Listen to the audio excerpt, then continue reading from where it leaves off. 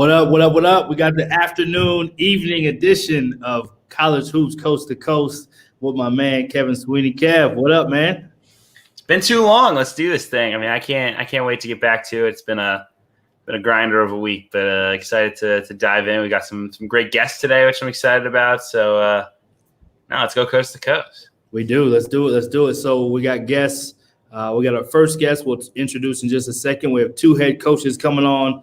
Second hour, the head coach for Sam Houston State, Jason Hooten, and we have Coach Carm from Siena that's going to come on as well. But the news of the day comes out of Texas, Utah, New Mexico, a little bit of Arizona, and who else we got there? Cali. We're up all the way up in Seattle too. With the Seattle, I was going to say Seattle too. So we got the WAC conference made some big moves today. They added Lamar, Stephen F. Austin, Abilene Christian, Sam Houston State, and Southern Utah. So lots of big news out of the WAC. We have a new addition team to the WAC that just joined this year, and assistant coach Andrew May from Dixie State. So we're going to bring him on and get straight to it. Coach May, what up, man? What's going on, guys? How you doing? We're good, man. We're good. Let's talk about the transition for you guys. Dixie State is now in the WAC. Just trying to play games right now, all of us. You guys are 3-1 at home. Got your first couple Division I wins. What's the transition been like to Division I from Division II? It's been a great experience so far. Obviously playing Division II last year at a really high level, making this jump was definitely something we were excited about and looking forward to. But it's been – basketball is basketball. I think a lot of people think that the difference between D1 and D2 is huge, but I mean, you look across the country right now, you see teams that are getting knocked off by D2s and things like that. So it's definitely still an adjustment. Athleticism's better, skill levels maybe a little bit better. Coaching across the board is for sure better, but I think like our guys are adjusting to it pretty well. And the great part is our head coach, Coach Judkins, has been around the block. He's been, coaching forever. He was the head coach at Snow for 12 years and has been here for, 15 seasons. So definitely feel like we were prepared for it and, excited for the future for sure. Right. So talk about the news today. What did you guys know the news was coming?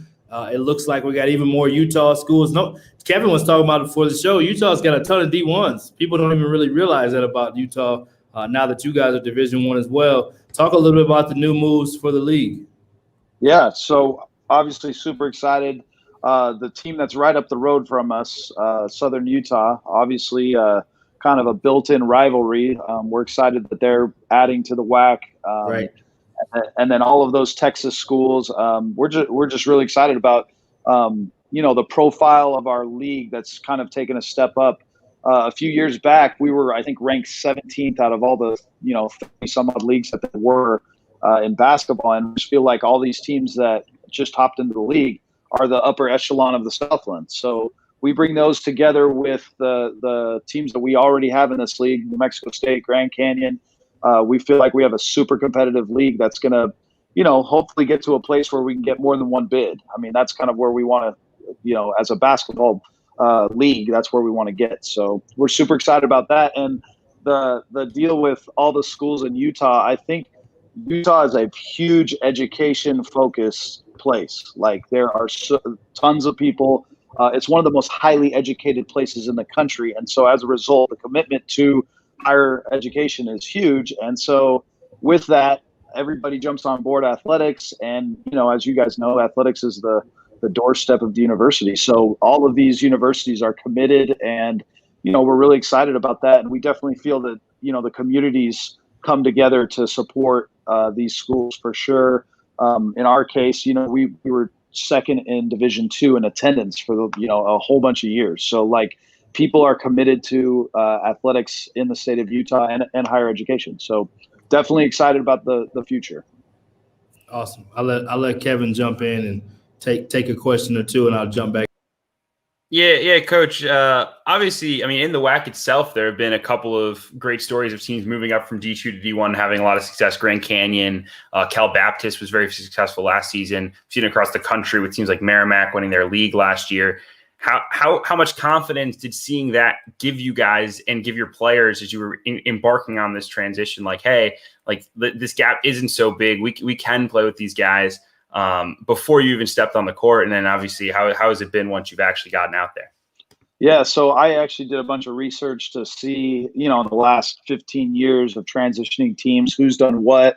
And Merrimack is for sure an anomaly. We've actually, doing the research, there's only been, I think, 2 teams in the last little while that have had winning records their very first season. So, but you can definitely see the curve that people get on. And within, like, Cal Baptist, for example, finishing second last year in their second year, I mean, there's definitely some outliers of people that really achieve that success quickly. And so for us, that's what our goal is. That's where we, want to be. And we're excited to start that, league schedule this, tomorrow. So to get a feel for what that looks like, but definitely the Division I teams that we've played against have been great competition for us. And, obviously we played Gonzaga, the number 1 team in the country, to get a taste of that. And we just feel like those things are leading us to having this a really good run here in the start of conference.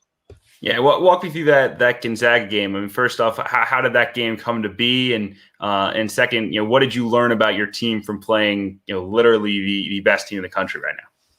Yeah, so we were excited to get the game. Obviously, when everything went sideways.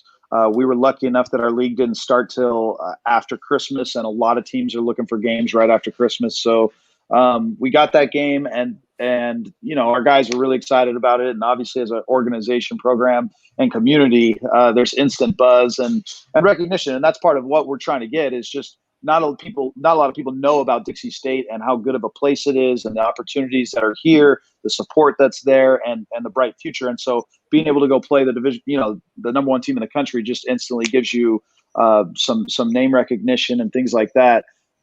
Obviously, we might have bitten off more than we could chew, because they gave it to us pretty good. But that's exactly what we were going to experience. And the unfortunate part is we had a couple of guys come down with COVID, starters, and we had our starting 2 men get a concussion in the very first 2 minutes. So, I actually felt bad. We couldn't have given them more of a game than we did. I'm hoping they let us have another shot at them. But no question, they are the best team in college basketball that I've seen. Doing the scouts for them was just amazing to see what they did to Virginia, Auburn, West Virginia. Just these powerhouse teams that these guys offensively. Obviously, I was at BYU before, and seeing those teams that they had, I think this could be the best offensive team they've ever had. They are the thing that's special about them is 1 through 4, they all see the floor like point guards, and that is, you rarely see that. You usually have 1 or 2 guys that can do that, maybe 3 if you're lucky, but when Kispert's playing the 4 and he's coming off ball screens, and he's making plays, it's a nightmare. So I totally understand why people have picked them to, be number 1, and why they're going to be hopefully in there down the stretch. But again, for our program, it's exactly what we were looking for as far as the experience. So when we go play the New Mexico States, the Grand Canyons of the world, our eyes aren't, this big. Hopefully we're ready for them. So. Coach, last one before we let you go. I know you're preparing for games and competition. What's maybe 2 or 3 words that you would want people to know about the Dixie State program if you had to kind of sum it up? I know I'm putting you on the spot there, but what would you sum it up and say?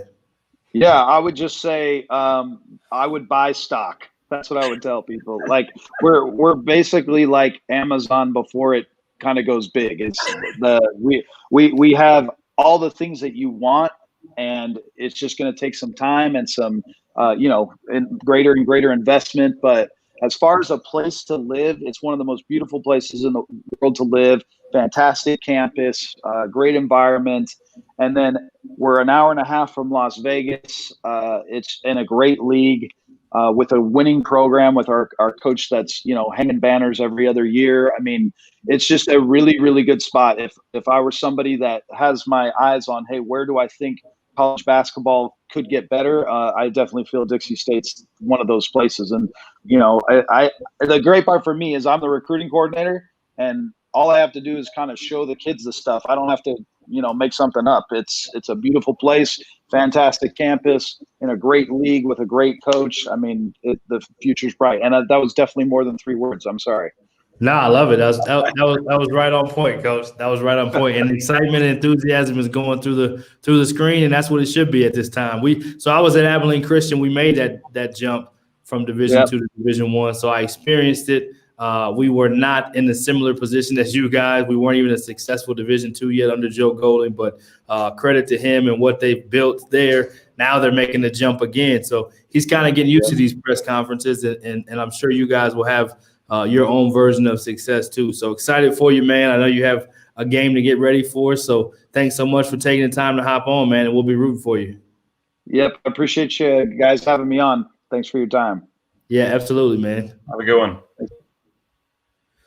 Awesome. So we got some good WAC coverage there. Real quick, talking to Dixie State assistant Andrew May. Definitely, as he said, buy stock. I love it. He got straight to the point. So we will get straight to the point and go straight from coast to coast. We'll start Power 5, get straight to it. And Kev, lead the way on this one, man. We'll go Big Ten first. Michigan still undefeated. Juwan Howard's done a masterful job with that crew. Just had a dominant performance against Wisconsin, where I don't know if anybody could have saw that coming in. But top to bottom, still got to be one of the top leagues in the country. Talk a little bit about what you've seen out of the Big Ten so far. Yeah, I mean, starting with Michigan, they've been so good. I think one of the biggest things that really jumps out to me is just how together they are right now. Like, they have a star big man, Hunter Dickinson. And in many cases, I think when you were to have a freshman come in and you're really supplanting a senior and a sophomore, and Isaiah Livers and Franz Wagner expect to be the leading scorers of this team, you might have some chemistry issues. I mean, it's been the furthest thing from that. Everyone has bought into their roles at an extremely high level. Wagner has turned into really one of the best defenders, I think, in the country. He can guard 4 positions. He really moves his feet. He can block shots. He can, play in space. He's been awesome. And I think the really unsung hero for this group is Mike Smith, the grad transfer point guard from Columbia. And look, I'll be honest, I was super wrong about him. He was a guy who at Columbia, maybe he's a bit of a chucker, high usage guy who had the ball in his hands all the time and, took a ton of threes, and they never won. I mean, I think they lost 10 or 12 straight to close his college career. They were really, really bad. I think they went 5-20 last year. And he has changed his game entirely into this, game manager point guard who hits shots. He takes care of the ball. He, is scrappy defensively. He has been everything you could have possibly wanted and more. He's been such a winning player for them. And I think, look, I was skeptical. I thought, maybe they were the beneficiary of an easy start in conference play, but that Wisconsin game, I think, certainly says a lot about where they're at right now. And, look, they have to go on the road. They have Minnesota on the road coming up. They have to go to Mackey at Purdue coming up. That's not an easy game. But this is a team that we can start really talking about for a 1 seed and be beyond Michigan. Illinois, Iowa, Wisconsin, all kind of jockeying for position here near the top. I think that's not unexpected. We'll see if Iowa can continue to make shots at such a high level like they have so far this season. And then you really start watching the bubble, right? I mean, you're sitting there, you're saying, okay, Indiana's 3-3, Minnesota's 3-4. Rutgers is 3-4 all of a sudden after a tough stretch. It's so possible to lose 3 straight in this league because everybody's good. Like, there's no nights off, and so I think how will these battles in the middle shake out? I mean, will some cream rise to the top, or will teams just keep beating each other up? We'll have 10 teams that are like 8-12 to 12-8 in this league. We'll see what happens, but it's been really competitive every single night. You start seeing, okay, who really needs the win? Rutgers has lost 3 in a row. They really need one. Northwestern's lost 4 in a row. They really need one. Michigan State's now 2-4 in the league after blowing that game against Purdue. Now they're having some COVID issues. They really need one right now. So Michigan State, and to jump in with you, I mean, Michigan State was preseason number 4 or top 5. Yeah. And at one point in time was ranked top 5 after that. And so for them to be 2-4, not ranked, you have Minnesota, who's been a surprise.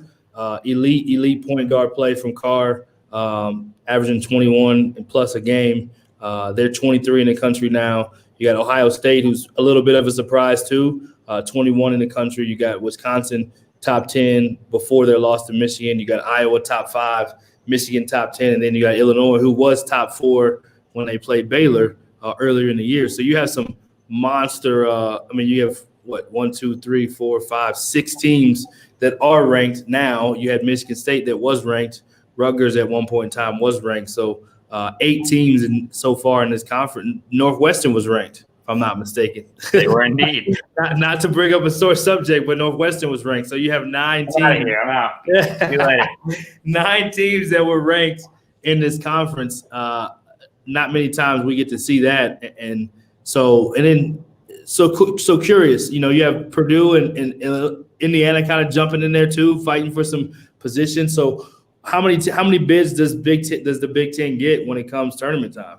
I still think it's tracking to 9 or 10. I mean, the crazy thing is this: like the ACC is tracking for 8 or 9 right now. The ACC is nowhere near as good as the Big Ten is right now, right? Like if you ask me, take 8 through 12 ranked teams in the Big Ten, compare them to 8 through 12 in the ACC. Easily Big Ten. Those Big Ten teams could be top 4 or 5 in the ACC. Right. It's just how it's been. But unfortunately, you're going to have teams that are running up against total number of losses. Like Maryland is 7-6 right now. They're 2-5 in the Big Ten. Their 2 Big Ten wins are road Wisconsin and road Illinois. Right. Those are incredible wins. Incredible wins. But are they even going to be over 500 for the season? I don't know. This league is so dang hard. And I shout out to Mark Turgeon because he scheduled himself a non-D1 for Friday. That'll get him another win in the win column. But that's some next level stuff right there. I respect it. But look, I mean, it's just a grind. I have no other way of putting it than it is a grind every single night. And I think they're almost capped at 10 because everyone else is going to have too many losses. Yeah, we'll jump to the Big 12 next. I want to recognize a few players they're playing super well. Ron Harper Jr. Playing at a really high level for Rutgers. Jackson Davis out of Indiana. Marcus Carr, maybe the best point guard, maybe in the conversation for best point guard in the country, the way he's played. D'Souza, excuse me, how do you say it for Illinois? Dosunmu. Just getting buckets, just getting a lot of buckets. And then obviously Garza is Garza and can still be considered to be the front runner for National Player of the Year. So I wanted to recognize a few dudes that are playing at a super high level too. So he just dropped under 2 of these metrics because of his last game. But I would assume he's averaging 22 points, 7 rebounds, and 5 assists. He's at 6.9 and 4.8 for rebounds and assists respectively. There's never been a player in college basketball in the modern era who's averaged 22, 7, and 5. And the guy literally might not win Conference Player of the Year because how about that? Garza's in there. It is absolutely insane. Anyway, let's go to the Big 12 because let's go Big 12. So we have, just as competitive, if maybe not even more. It might be the best conference. Definitely the one that's giving the most run for its money. You got Baylor at 2, Texas was at 4, Kansas was at 6. Texas Tech just beat Texas last night. So they were 15. West Virginia's 13. Oklahoma State has a guy that's a decent guard that's projected to be the number 1 pick in the draft. And Cade Cunningham. Decent? He's decent. No, he's outstanding. Cade Cunningham representing Dallas. This league is as competitive as any too, especially when it comes to the top of the conference. So talk a little bit about the Big 12. Yeah, I mean these top 4 teams are really, really special, and then I think what will make it really challenging is those 5 through 7: Oklahoma State, West Virginia. That's not an easy night when any of those teams are down. West Virginia 9-4. I know they lost Oscar Tshiebwe, but they have a great guard in Miles McBride. They have a great big in Derek Culver. They've got guys who buy into a role. They play a tough style defensively. And I think Oklahoma State's had a schedule. I think we shout out Mike Boynton. Look, they're 3-3 in the league. Maybe that's not anything to write home about, but they're playing so many young dudes. And yes, they have Cade Cunningham, and that cures a lot of evils. But in a league this good, I think they are definitely a bit ahead of schedule. And I hope that we find a way to get them in the NCAA tournament. I know they're not eligible right now, but even if not, I think the growth that this year will have brought for Avery Anderson, Rondell Walker, Caleb Boone, Matthew Alexander Moncrief, all these young guys, I think it's going to do so much for them moving forward. So I think this program is really, really on an upward trajectory, regardless of losing Cade after this year. And Cade has certainly lived up to the billing. It's honestly crazy to think about. Cade Cunningham has averaged. I'm just pulling it here. Cade's averaging a smooth 18.6 rebounds and 4 assists, shooting 39% from 3. And we just kind of shrug it off, all right, whatever. Like the 39% from three is the part that people question the most too.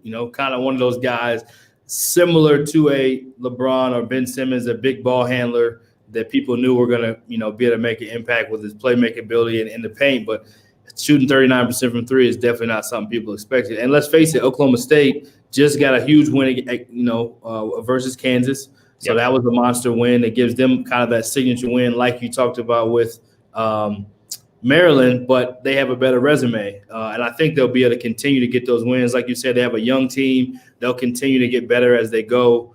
And I did find this out. We had Eric Pastrana, assistant coach, on our JUCO Advocate, JUCO Hoops Insider show with Brandon Goebel on Fridays on All Access Network. And he talked about they are eligible for the postseason as of now. Because they're in the appeal process, the appeal allows them to be eligible unless the appeal is ruled on before the season is over. So great news out of Oklahoma State that we'll be able to compete to play in the tournament. Now it's just playing well enough to be able to do so.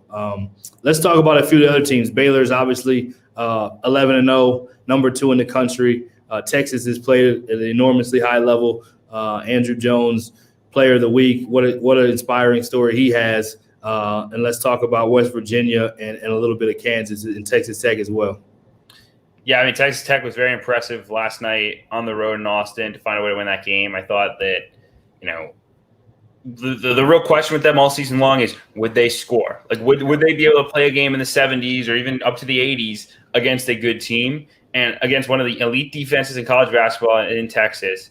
They found a way to win that game. Obviously, Mac McClung made so many big shots, but McCullough was massive and was so solid in that game. Santos Silva played his role. Shannon hit some big shots. So they're in really good shape. And look, does Texas win that game if they don't miss 13 free throws? Yeah, probably they do. But sometimes you got to get a break, right? Texas probably got a break beating West Virginia when West Virginia missed a couple of free throws. So that's just kind of how this deal works. So Texas Tech really impressive. That's a big win. Now they get Baylor coming up, so no rest for the weary. Yep. And, Texas Tech, one of those programs we've talked about it before. Chris Beard's teams always get better as it goes on, as the year goes on. Again, big shout out to Shaka Smart and what he's done at Texas to, I think it may have been on this show and probably every show to start the year in the preseason, as far as the preseason polls and preseason conversation is like, is Texas going to ever turn a corner? And is coach going to be considered to be off the hot seat, so to speak? I think he's definitely put all that talk to bed. He's got an experienced team with a 5-star addition in Greg Brown. So I think they have a chance to continue to make a run. But this league's going to continue to beat up on each other too. Let's jump to the SEC, kind of one of those leagues that Alabama has now separated themselves as the team to beat to this point. Talk a little bit about this conference and what you see out of the SEC. Yeah, I mean, massive credit to Nate Oates and the job he's done at Alabama to get 5-0 in the league. I think if you asked preseason, I said this the other day, their 2 hardest games on the schedule would have been at Tennessee and at Kentucky. Well, they won both of those games. Obviously, Kentucky isn't where Kentucky thought it would be, but it's a really talented group. I know Herbert Jones sounds like the news is good on his health. It's just a dislocated finger, not a wrist injury. Again, there was concerns about that after he dealt with one of those last season. So that's a really good sign. They have just so much talent, so many shot makers, and they free them up and let them go play. That's been really exciting. And then kind of just figuring out how the league shakes out from there, man. I think they're in really good shape. Tennessee's been awesome. I think they're really on track. Auburn is taking some time, and they finally bounced back and went over Georgia. Look, Sharif Cooper, he made some mistakes for sure.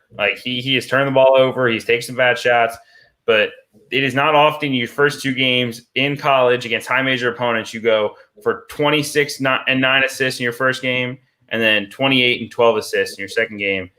And by the way, Auburn's been about Justin Powell with the concussion, who's their best player before Cooper arrived. So they're going to be really fun. I'm really excited about what they have to offer this season and beyond. So I love this Auburn group, and just kind of everyone else figuring their way out, in the middle here. Can Kentucky go on a run here after that setback loss against Bama? Can Arkansas, they had a setback just last night against LSU. Can they get on a run? It just feels like there's a lot of teams ready to go run off 3 or 4 straight and really establish themselves near the top. But this has been a very competitive league so far. Yeah, let's jump straight to the ACC. We had Clemson assistant coach on Tuesday, All Access Network show, college basketball heat check with my man Eli. So he talked about they're up to number 12 in the country now. He talked about their defense and kind of modeling after Virginia. They actually play Virginia upcoming this weekend, if I'm not mistaken. Let's talk a little bit about the rest of the ACC. What have you been impressed with? Who looks good? Yeah, I think the big thing that I've been kind of struck by is how much parity there is, right? Like, it doesn't feel like there's a top 20-ish team. Maybe Louisville, maybe Virginia gets going, but just the parity. I think first off, Mike Young and Virginia Tech, as well as Brad Brownell at Clemson, deserve a lot of credit for where they're at right now. Clemson has the best defense in the country, which I don't think anyone would have penciled in preseason. Right. Virginia Tech beating Duke in Castle Coliseum was a big time deal for them. Obviously it's not. I think this is not not a vintage Duke team, but it's a good Duke team for sure.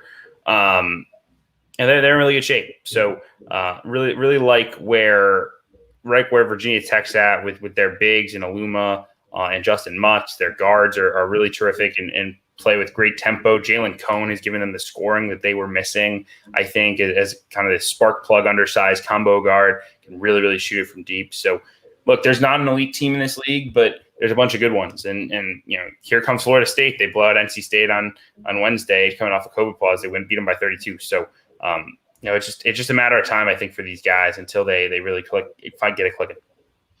Yeah, I couldn't agree more. Not as top heavy as far as elite teams with the Big Ten and the Big 12, but definitely those top 5 teams and Florida State added in there look as good as look like they definitely can be anyone's game as far as winning that conference and kind of coming away with the title in that league. It looks like, I know you mentioned maybe 8. What did you say? 8 teams that may be able to go from this league.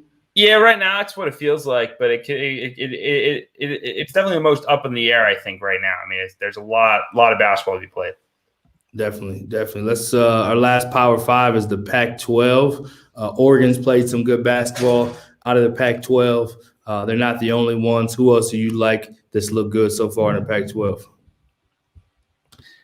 I think UCLA is playing at a really high level. They're playing as we speak, so it's kind of hard to say, but to start 5-0, it's the first time since 2012 they started 5-0 in the league.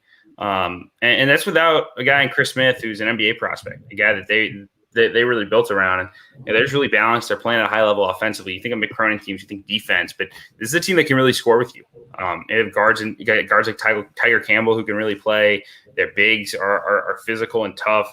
And Jamie Jaquez has been an incredible piece for them. Shoots the 3, defends multiple positions. Just such a great second, third option as that wing who does it all. Yeah, we will jump out of the Pac-12. So Stanford, let's talk Stanford a little bit. They're also 4-1. USC's 3-1. They look good. Colorado 4-2. Arizona 3-3, and then Washington State kind of rounding out 2-2. Arizona State starting out hot early, then they had some struggles. Haven't quite been able to get themselves back going yet, and the Huskers haven't quite been able to get a conference win just yet. Huskies, excuse me. So we'll go from Power 5 and go straight kind of East Coast. We'll go to the Northeast up next. Let's talk about the American East first. Kind of jump different level going Northeast. What do you think about what you've seen out of the American East so far? Yeah, everyone's jockeying for a position. Vermont has bounced back nicely with 3 in a row after starting 2-3, which is very uncharacteristic for them. But they've dominated this league so many years. So to have a lot of them really have a shot at this is surprising at this point in the year. Stony Brook at 4-0. I get they've played Binghamton and UMass Lowell, but 4-0 in this league, given that they had all 5 starters transfer out from last season, I think that says a lot there. JUCO point guard Juan Felix Rodriguez has been really solid for them. They're just still finding themselves. I think they'll be a better basketball team down the line. UMBC at 9-2, 5-1 in the league. Off to a great start. Ryan Odom does a terrific job. It's a balanced league, and we'll see what happens. I know Albany, I think it's starting to find itself. They played a tough game against St. Joe's in a non-league game last weekend because I think they had a COVID issue with the opponent that they were supposed to play, or they were going to buy or something. So they played that game tough, and they have two big ones this weekend against NJIT. So you're starting to get into kind of scramble mode here in the middle and trying to jockey for position for the conference tournament. Yeah, for Vermont to be 5-3 and Stony Brook to be 4-0, not what people expected. So credit to Stony Brook for jumping up. Like you said, having all 5 starters kind of transfer out and being able to do that says a lot about their staff, especially during this COVID season. And then UMBC just continues to be consistent, steady right there at the top.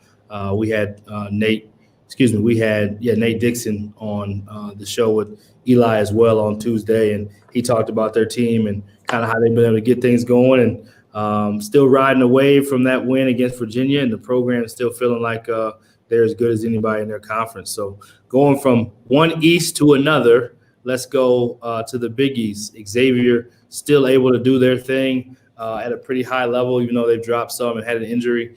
Villanova 3-0 in the league. Creighton has played more games than anybody, 6-1 in the league. UConn's look good. Xavier 6-2. Seton Hall 6-2. Tell us what you think about the Big East and how many teams do they have that can get in the tournament? I mean, how many can or how many will? I mean, it's a challenging question. I mean, I think the greatest summary of what makes this league so difficult. So Providence has lost 3 in a row. 2 of those games they lost with less than a second left. They gave up a buzzer-beating dunk against Creighton and a buzzer-beating 3 against Xavier. You flip those 2 games as wins. This is a very, very different story you're telling about this Providence team. Not they're 3-4. That they're struggling here. Weird to have all these old guys and they're not winning. You flip those 2 games, all of a sudden it's a 5-2 team. This is a top 25 team. This is completely different. So, look, it's a really balanced middle again. I feel like I'm broken record here, but anyone can beat anyone in that middle. I think one of the biggest things that I always look at in conference and how a conference can maximize NCAA tournament bids is, can they beat up on the bottom, right? Do you have a weak bottom 3 or 4 that you can say, we're going to beat up on these teams all day long? And so far, the Big East has been able to do that, right? You have St. John's has not beaten anyone outside the bottom 4. They've only beaten Georgetown and Butler.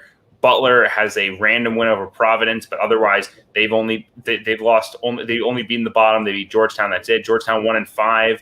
Georgetown's lone win came against St. John's, and then you have DePaul, who's 0-4. So again, if you're trying to maximize bids, that's how you do it. And right now, Creighton is really playing at a high level. UConn's playing at a high level. The big one to watch is James Bouknight just had surgery on his left elbow after he had hyperextended, I believe, left elbow a couple weeks ago. He finally had surgery on that, and he will be hopefully back in a couple of weeks. But for now, UConn has to play without one of the best players in the country. So that's worth watching for sure. Yep, one of the better teams, one of the better leagues in the country. Big East, definitely one of those considered to be, if there was a Power 7, them and the American would be the other 2 teams in there. So curious to see how that kind of unfolds. Marquez plays some good basketball too. Curious to see what happens next in that league. Always entertaining in the Big East. Let's go to the CAA and talk about the Colonial. We have Northeastern's undefeated, 4-0. Charleston looks like they're 3-1, and then after that, kind of just could be up in the air. But those look like the best 2 teams right now. Yeah, I mean, Bill Cohen just does his thing, right? Man, every year. They graduated a bunch of guys. You're like, all right, how's it going to do it? All right, in comes this freshman, Jameel Telford, who's been awesome. I think he was from New Hampton School, one of the great NEPSAC programs up there. And he's averaging like 12-4 as a freshman hitting shots. Tyson Walker has turned into one of the best guards in the conference as a sophomore. Not necessarily surprising, but he has been really, really good.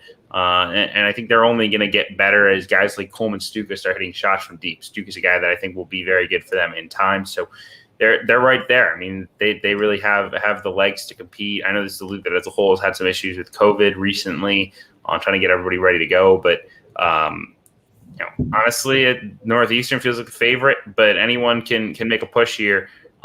I'm excited to watch UNC Wilmington once they get back going. I think they get going early next week in conference play. That a COVID issue.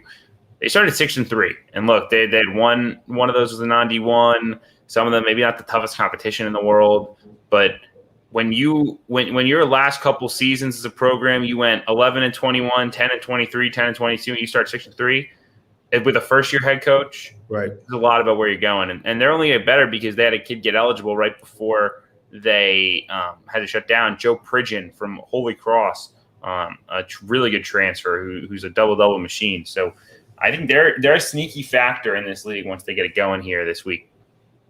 Yeah, that's kind of one of those things with a few teams in a few different leagues is just when they are able to get healthy, get everybody on the court, play some games, you just never know who may get hot when it comes conference tournament time, if we are able to have conference tournaments.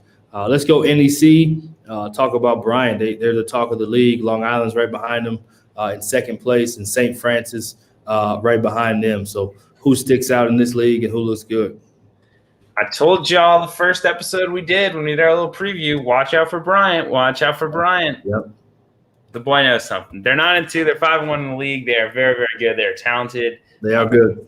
I mean, these guys can really play. I mean, they play at an awesome pace. They're a fun fun team to watch. Michael Green, their point guard, is a guy that hasn't gotten enough love as one of the best young guards, I think, really in the Northeast. And they have a great rim protector in Hal Elijah who can wipe stuff away on the back end. So, can they keep their run going here in the conference? I really believe so. I mean, these two road games at St. Francis they have coming up this week will say a lot. It's not those aren't necessarily easy games. I know St. Francis has struggled since they beat Pitt, but going on the road is really the measure of success in a league like this, and especially with these back-to-backs. The biggest thing you can do to prove that you are, prove you're legit and win yourself a league title is get these sweeps on the road. And you get 2-3 sweeps on the road, see you later. That title's yours. So that's the path, and they're right on it. So I'm excited about Bryant. They'd be the team I would highlight this week, no doubt.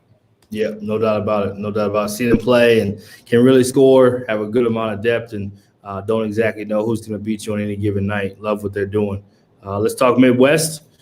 Go straight to the A10, another one of these mid-major leagues that are premium mid-major league. What do you see out of the A10 so far? St. Louis has been the talk. They haven't played. I think they're playing up here coming up. Richmond's played well at points in time early in the year as well. We're ranked at one point. A lot of good stuff out of this league. What do you see out of the A10? I see cannibalism is what I see. You got VCU. All right, you're 9-2. You're rolling along. You're maybe an at-large team. You start 2-0 in the league. You've won 6 or 7 in a row. All right, Rhode Island comes to town. That's a good team. They beat you on your home court. Well, then Rhode Island turns around. They're feeling pretty good. They have to go on the road to UMass. Well, that's a pretty good team. UMass beats them in overtime. I mean, no doubt. This is horrible from a trying to get out large bids perspective. It is great from just a college basketball perspective. No doubt. I mean, these games are a lot of fun. Every game is close, it feels like. UMass is rising talent-wise with Matt McCall, right? Like, I've been critical of Matt a couple times in terms of game management. They really mismanaged the game against George Mason. They should have won. They really mismanaged the game late against Bryant where they just didn't show up. But bottom line is this: they're really talented and they're learning. They're playing a lot of freshmen, a lot of sophomores, and I wouldn't want to see them come late February, early March in a conference tournament. So it's a deep league. We'll see when St. Louis can get back.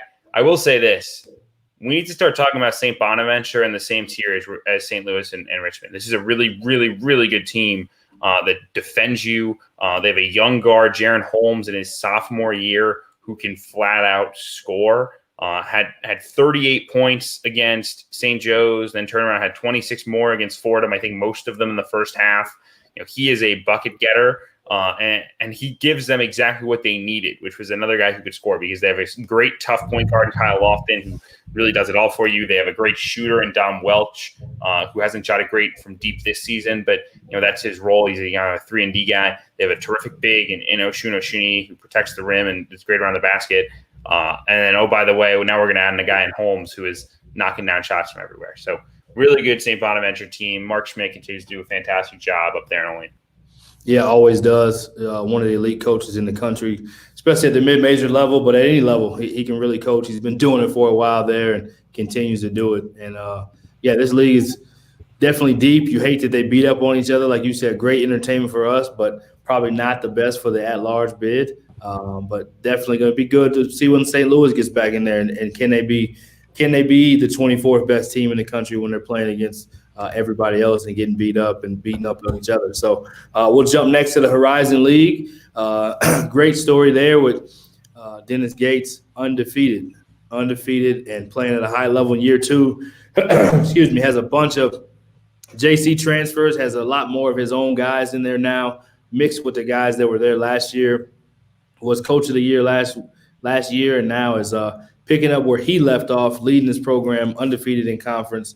They are the talk of the Horizon League right now. What is your thoughts on kind of the rest of the league? Wright State normally right there at the top as the preseason favorite, hasn't been quite as good, and then Northern Kentucky has won to go to the tournament the last 2 seasons, and they look like they're trailing Cleveland State as well. So talk about the Horizon.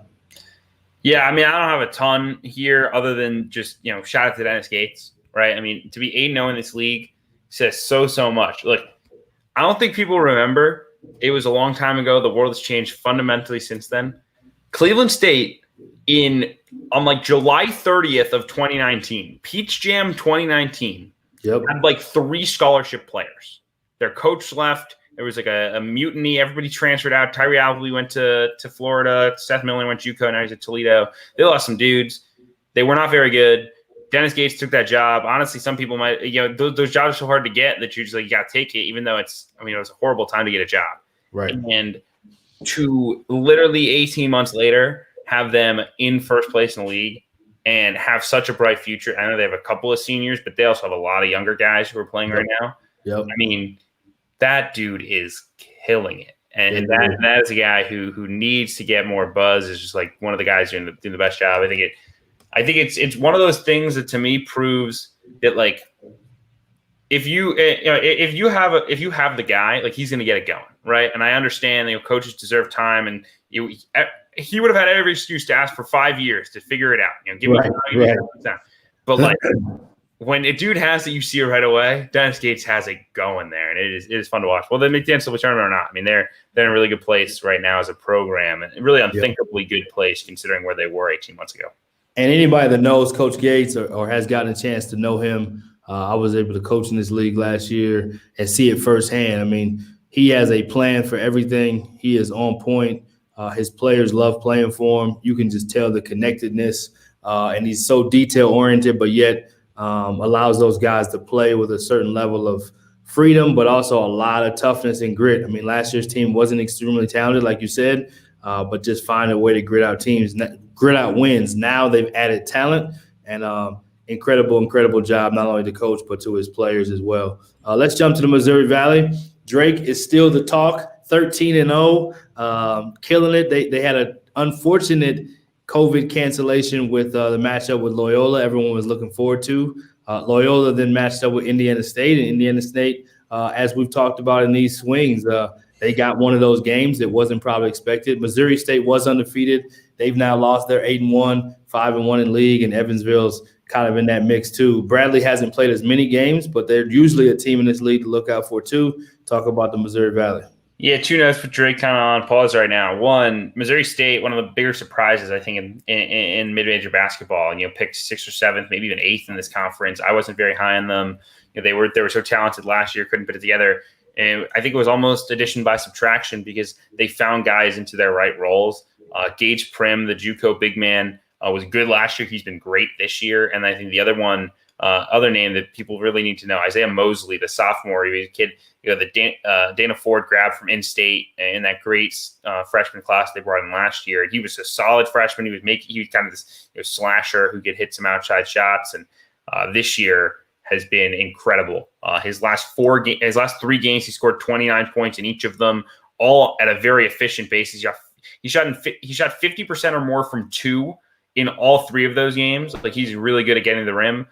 He's also his last 5 games he scored 29, 29, 29, 23, and 20. And at the free throw line, he's been 11 for 13, 6 for 6, 12 for 14, 6 for 6, and 6 for 6 again. The guy's an efficient bucket getter. So they're in great shape. And then I do want to shout out quickly Evansville. Look, I don't think they're winning the league. I really don't. I don't think they may not even finish over 500 in the league. But given I think I wrote in my preseason preview that like any conference win would be a win for them, given how bad they were and the fact that they lost everything. So Todd Licklider to have them 4-2 to sweep UNI and then split Illinois State. That's a good sign. That's a good sign that you're building towards something. And they're not playing. They're playing a lot of younger guys too. Shamar Givens is a junior now. He's been around in that program for a couple of years, but he stepped up big at point guard. They're playing a lot of guys that honestly like aren't names that I know and have been that they to be 4-2 in the Valley says a lot. So if they're not names that that does say a lot. Evansville too. Yeah, they had their own kind of turnover last year, middle of the year after beating Kentucky. Walter McCarty no longer the coach. Licklider steps in, then gets the job, and quickly we can forget Licklider was at Butler, did a tremendous job there. Brad Stevens was his assistant, and now he's back at the helm doing a good job at Evansville, way better than what people expected. So credit to him. We'll go to the Ohio Valley next, go from one valley to the next, OVC. Anything that sticks out off the top of your head in the OVC as we kind of jump into that one? Obviously, we got Belmont as probably the team in there, 12-1, 6-0 in the league.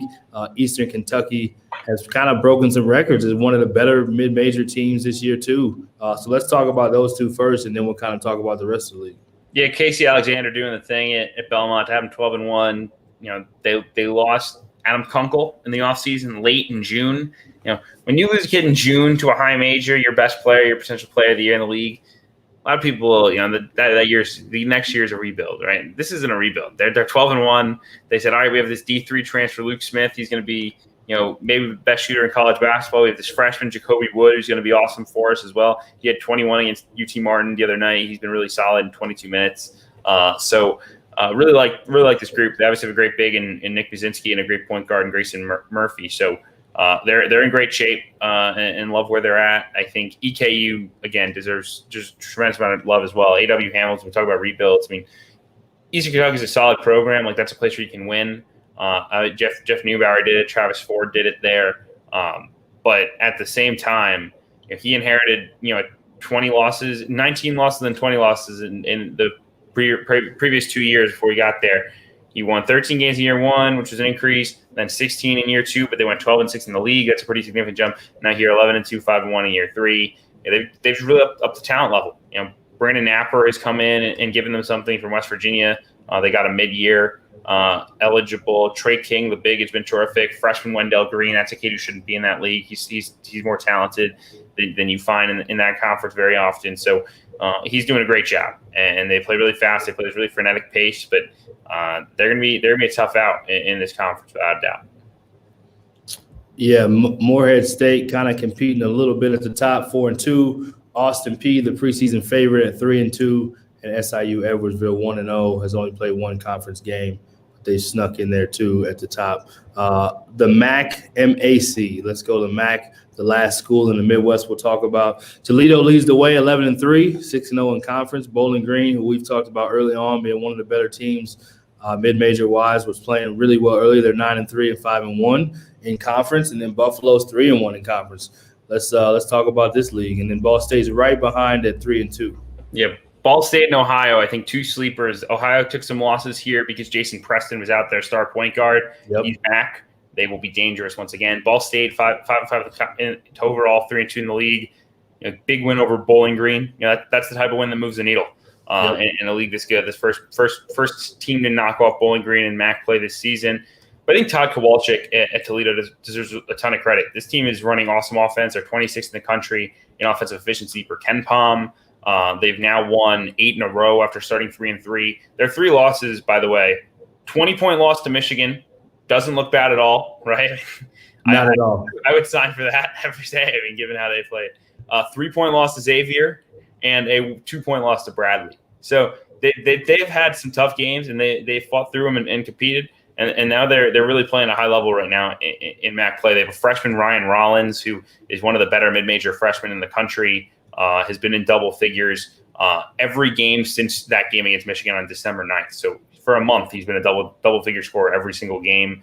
That you add that in with guys like Seth Milner, who's a really good JUCO guy they brought in, Marion Jackson, the terrific point guard.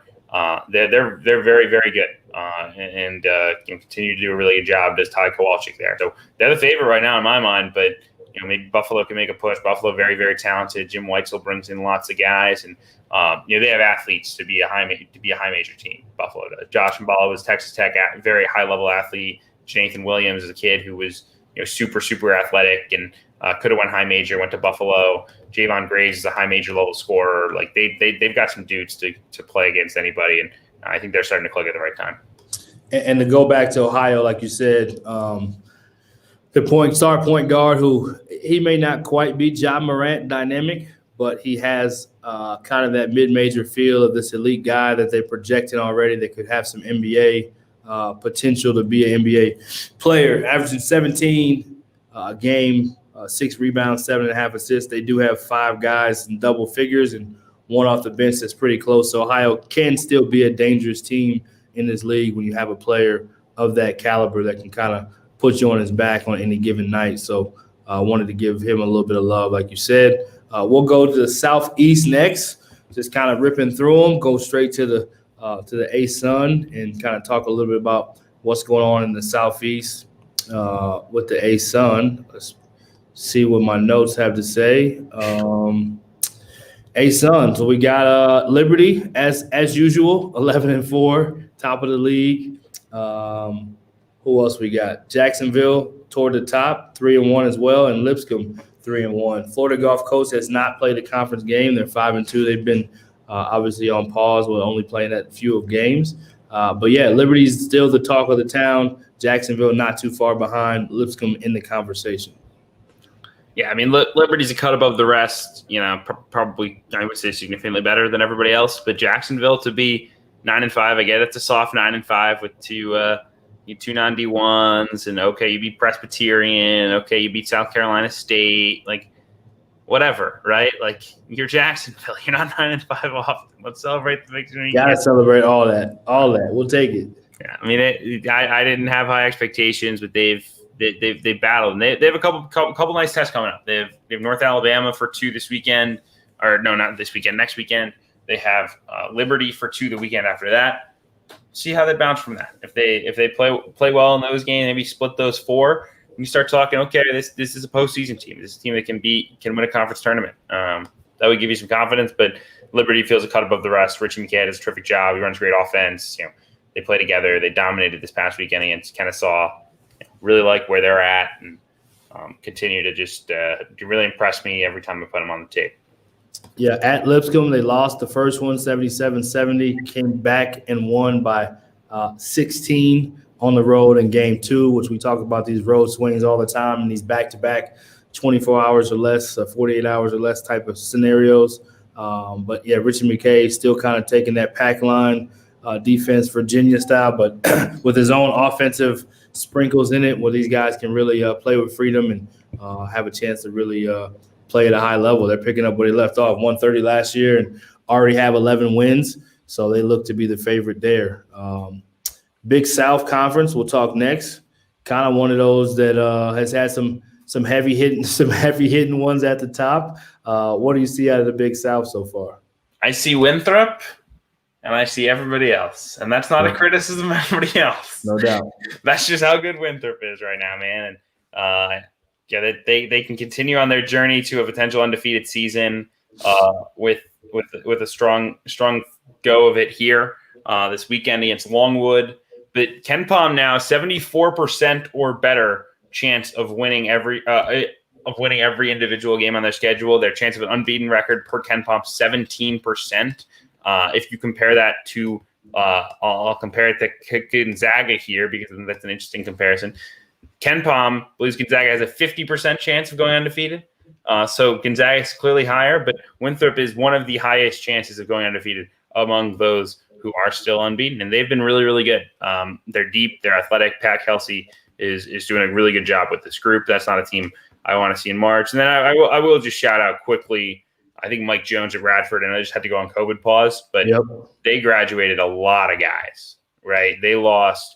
You go through that team last year. I mean, they were so good the last couple of years and win 20 every year. But, Carlick Jones grad transfers. Now he's one of the best players in the ACC.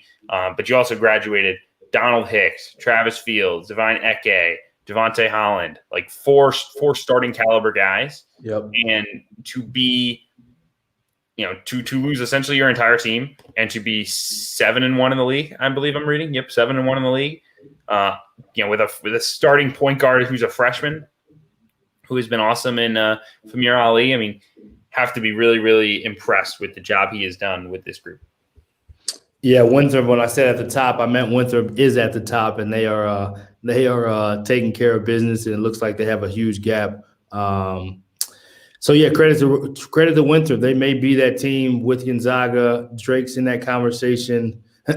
Baylor, much harder road to still be undefeated when it's all said and done, but they are undefeated as well. But Winthrop looks like they're one of those teams that not only is can run the table on the season, but they have a chance to make a deep run with the way that they can score the basketball. So looking forward to seeing Winthrop keep doing their thing in this league. And we'll go our last team in the Southeast, or last conference, the Southern Conference, which has definitely had some good competitive battles in this league. Furman's at the top, 9-3, 3-0 on the year. East Tennessee State has started to really get it going after kind of not really coming out of the gate as maybe people hoped that they would or thought they would after rebuilding a little bit from losing some guys.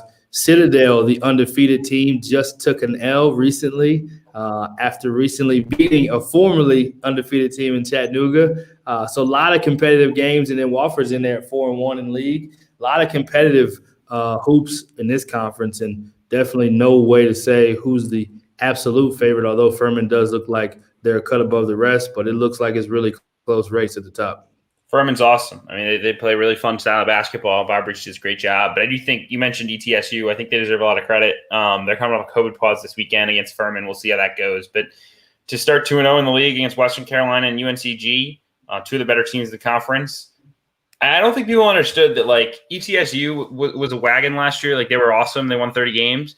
But this was not – it was not like Jason Shea, who inherited the thing and was inheriting this, like, great, awesome – all these players who already played for you. Like, the only guy they have back who played any for them last year was Vonnie Patterson, the kind of athletic, like, he was their 10th man. Like, that's it. Like, that's all they brought back. He scored like 2 points a game. Everybody else was new.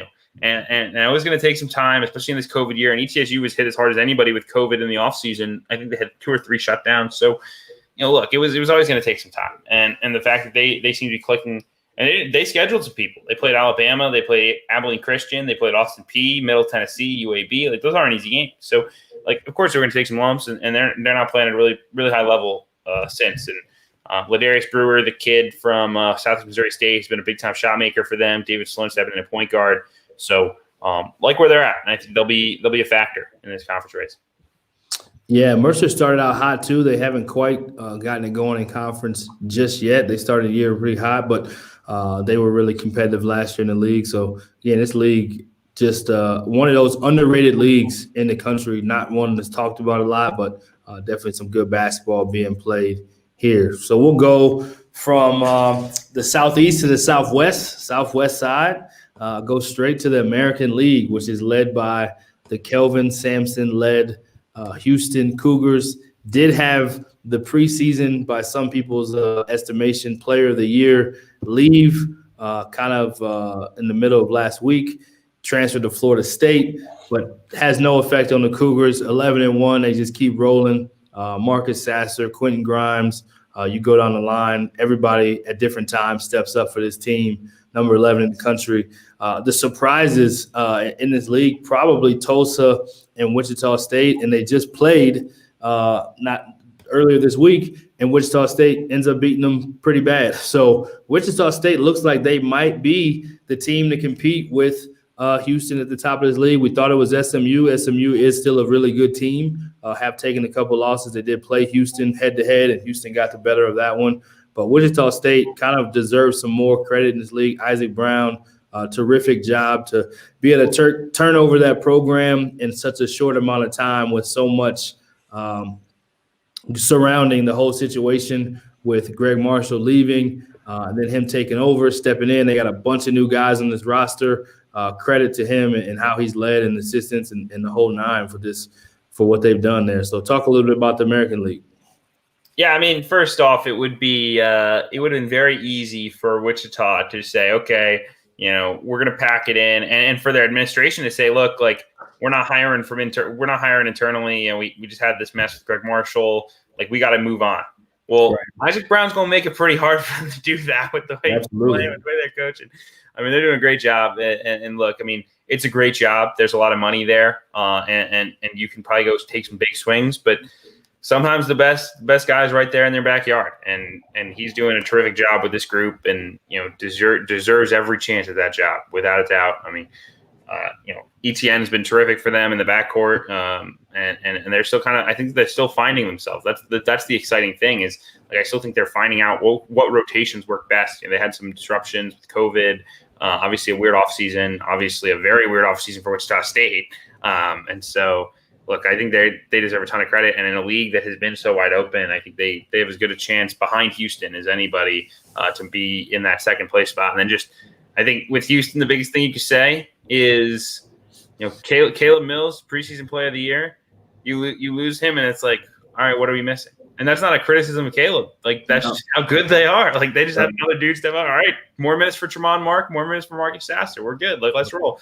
And Quentin Grimes, obviously, I mean, talk about a great comeback story. I mean, again, I don't know that people – I think so often the book gets written on kids, like, right away. And, like, okay, Quentin was disappointed at Kansas. All right, he's disappointed. He's never going to love that recruiting billing. And, like, at some point, like, sometimes it just takes a little bit. And he was good last year for Houston. He was not great. This year he's been bordering on great. He's really getting there. And I think he deserves a lot of credit for staying with it and, continuing to find himself and develop as a player and refine the craft. And here he is as one of the better players in college basketball. So give him a lot of credit, and give Justin Gorham a lot of credit. The kid was transferred in from Towson, didn't play last year really. I mean, he played like 10 minutes a game. Definitely was not the role he probably envisioned. He has come in this year, and he has been the workman on the glass for them. One of the best offensive rebounders in the country. Yeah, with Kelvin Sampson teams, they're going to be tough. They're going to defend. They're going to play hard as can be, and they're going to rebound at a high level. And he's really Gorham has definitely created his own identity there in the offensive glass. And then, Quentin Grimes, just happy for him, and credit to Coach Sampson. I think, as much as Coach Sampson's, I don't want to say made it look easy, but he's done it so consistently now. The names change, the brand doesn't change, the way that they play, their style of play. They've been the cream of the crop of this league the last 3 years, without a doubt. And this team might be as good as any team he's had, even though they don't have as much dynamic flash maybe in the backcourt they've had, the Corey Davis and Rob Gray and guys like that. But this team is good defensively and on the glass, and so efficient offensively that they look really, really dangerous, like they could be playing on that Final Four when it's all said and done in Indianapolis. Let's go next to Conference USA. Western Kentucky's been the team to talk about in this league. Marshall has also played at a really high level in this conference.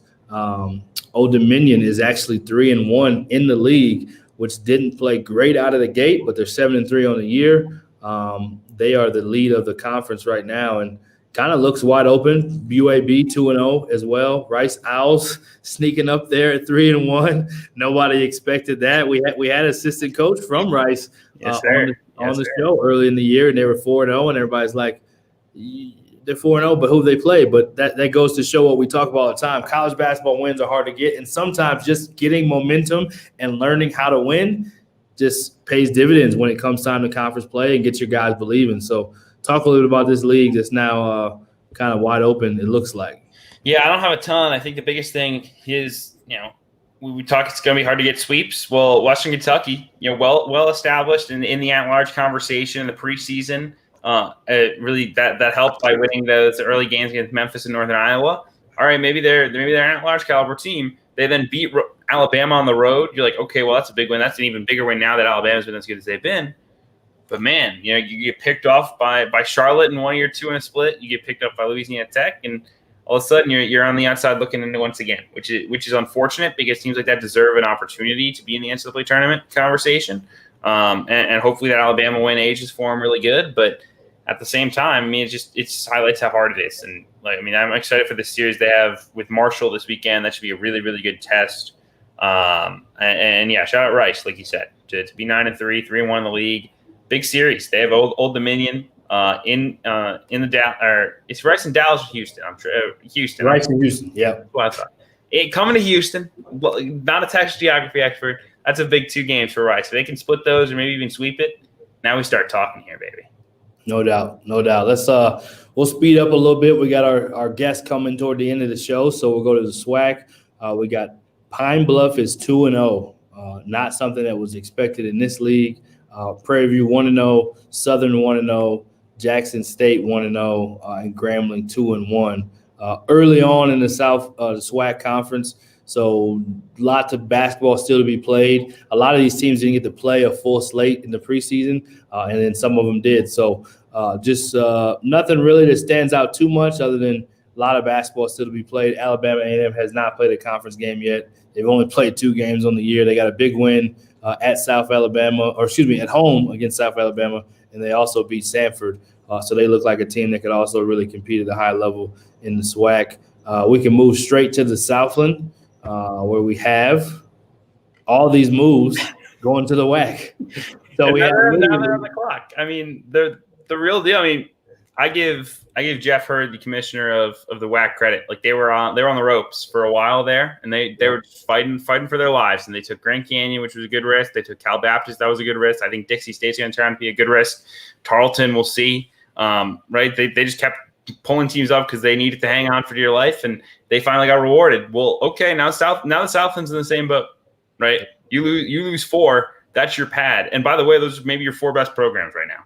All right, so where are we coming from? Are we gonna can we pull some D2s? Can we pull maybe a Sun Belt team on the swing down if they don't have the money to support football anymore? Let's say I have no idea, but like, can you get Louisiana Monroe to say we're done with FBS football because we stink? Where's your next move? Because all of a sudden you're down to 9, and quite frankly, I mean, it's a lot of nickel states, which playing great. Give a lot of credit to Austin Claunch and Richie Riley before him, but not a lot of resources. Incarnate Word, not a lot of resources. Central Arkansas, not a ton of resources. I mean, you're not looking up and down this league and saying, all right, these people are going to spend, and so. It's pivot time, and we'll see where they can go from here. Honestly, for this season though, we're talking to Sam Houston later. Won't touch too much on them, but a really good start to the year for them. Abilene, Tennessee, we've talked about them at length in the program, and then SFA right there as well at 6-2, doing their thing, forcing a lot of turnovers. So back in action on Saturday against the Incarnate World. We'll see what the Lumberjacks have coming for us.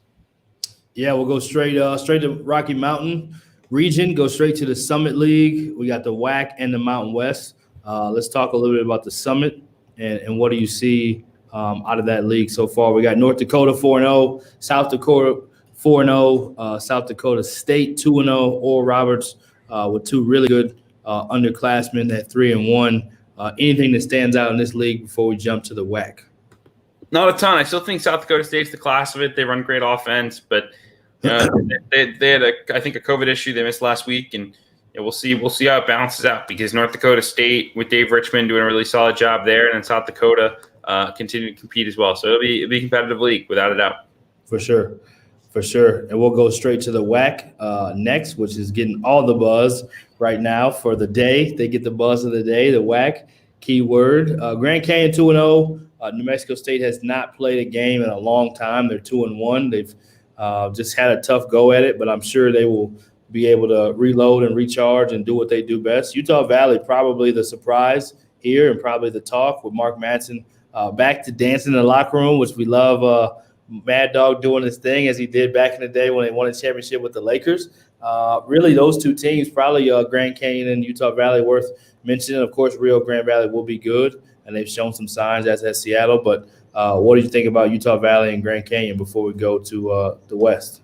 GCU on the rise. I love what Bryce Drew's doing. And then Utah Valley, I mean, get a sweep early against Cal Baptist. That's a big confidence boost. And it's a manageable schedule. It's pretty backloaded for them. They have New Mexico State, UTRGV, and Grand Canyon. Those 3 series are their last 3 series, arguably the 3 best teams in the conference. So you get some chance to stack wins. Can you stack a couple against Seattle? Can you stack a couple against Tarleton and build that confidence going into that closing stretch? Right. I agree. Couldn't agree more. And always love to see what Jans and the boys at New Mexico State are going to do when they get back playing. They've only played 3 games so far. It's been a challenging road, but no one else is built quite toughness-wise for it like they are. So I got nothing but confidence in them. Going to Mountain West, we talked about Houston. Houston beat Boise State first game of the year. Boise State has won every single game since then. They've won 12-0. They've went 12-0 since then. They are probably the hottest team in the country outside of the teams that are undefeated on the year, like Winthrop, Baylor, and Drake. So they are definitely in a whole different category here. Utah State has really gotten going too. They started off with a tough weekend, kind of adjusting to life without Sam Merrill. They're now 6-0. Colorado State's been hot, 5-1. And then San Diego State, who's the preseason favorite, is sitting right there at 3-1. And Fresno State's been able to win 3 in a row in this league too. And Nevada showed some great signs. So this league is definitely good basketball, always played in the Mountain West, as we know. But talk about Boise, talk about a little bit of what you see in this league before we go to the West region. Boise doesn't have the caliber of wins, but they're going to start they're stacking quantity of wins, and they're doing a great job avoiding bad losses. And they've been really good. They look into the tournament caliber right now. Utah State, I watched a little bit of one of their games against New Mexico last week. And look, New Mexico was very overmatched. New Mexico lost by, I think, 75 in the 2 games combined. It was not pretty. But it was such a different Utah State team than the one we saw in at the Crossover Classic.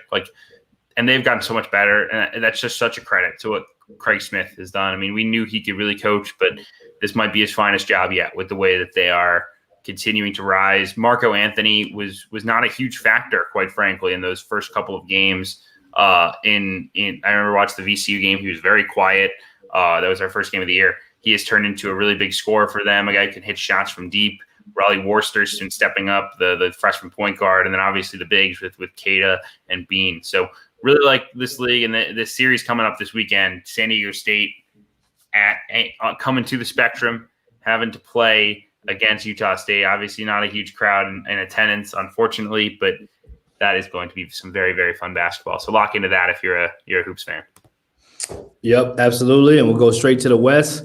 We'll go WCC. I'm kidding. WCC, what do we see out of the WCC? We've had some really good games. Doyle of Airmont snuck a win in at San Francisco. We've had I'm drawing a blank a little bit on this league. Gonzaga's obviously at the top. BYU's played some good basketball. Santa Clara on the road at St. Mary's. At St. Mary's, that's right. Big win was for them as well. So talk a little bit about the WCC, and then we'll go Big Sky and Big West. It's just tough. I mean, you're staring down 20-plus point loss when you go play Gonzaga. I mean, even BYU, who's really, really good, got handled. That's just kind of what you're dealing with. But the competition level in the middle is really, really entertaining. Yep. And, to see teams like Santa Clara and Loyola Marymount step up is a really good sign. So excited about them. It's a fun league. And I always got to give shout out to Dame Stoudemire, one of my favorite players growing up.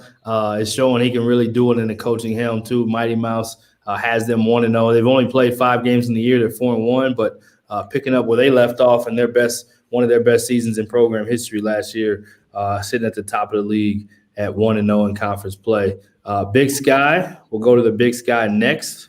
Let's see what we got there. I know Montana State's done some good things here in the Big Sky. Southern Utah is the team. They're also the talk going to the WAC. Another one of these teams, 4-0 in conference play, 9-1 on the year. They were projected, I believe I read an article today, projected as the only team out of Utah right now to play in the NCAA tournament. They look like an NCAA tournament team. Montana State's also 2-0. Sacramento State sneaking in. They've been 4-1. They played well. They're 2-0 in League Two, and then Eastern Washington at 1-0. Idaho State 3-1. Anything out of the Big Sky that kind of jumps out to you? Yeah, I mean, Southern Utah deserves all the credit in the world. Todd Simon inherited a place that won 6 games the year before he got there.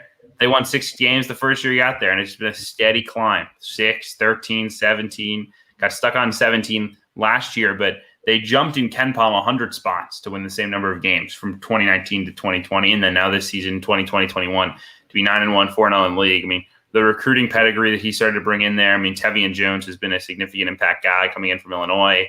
But they've recruited at a high level, and eventually that program talent starts to shine through. And they look like the team to beat. I did not predict that in the preseason. Thought they'd be more in the middle of the pack.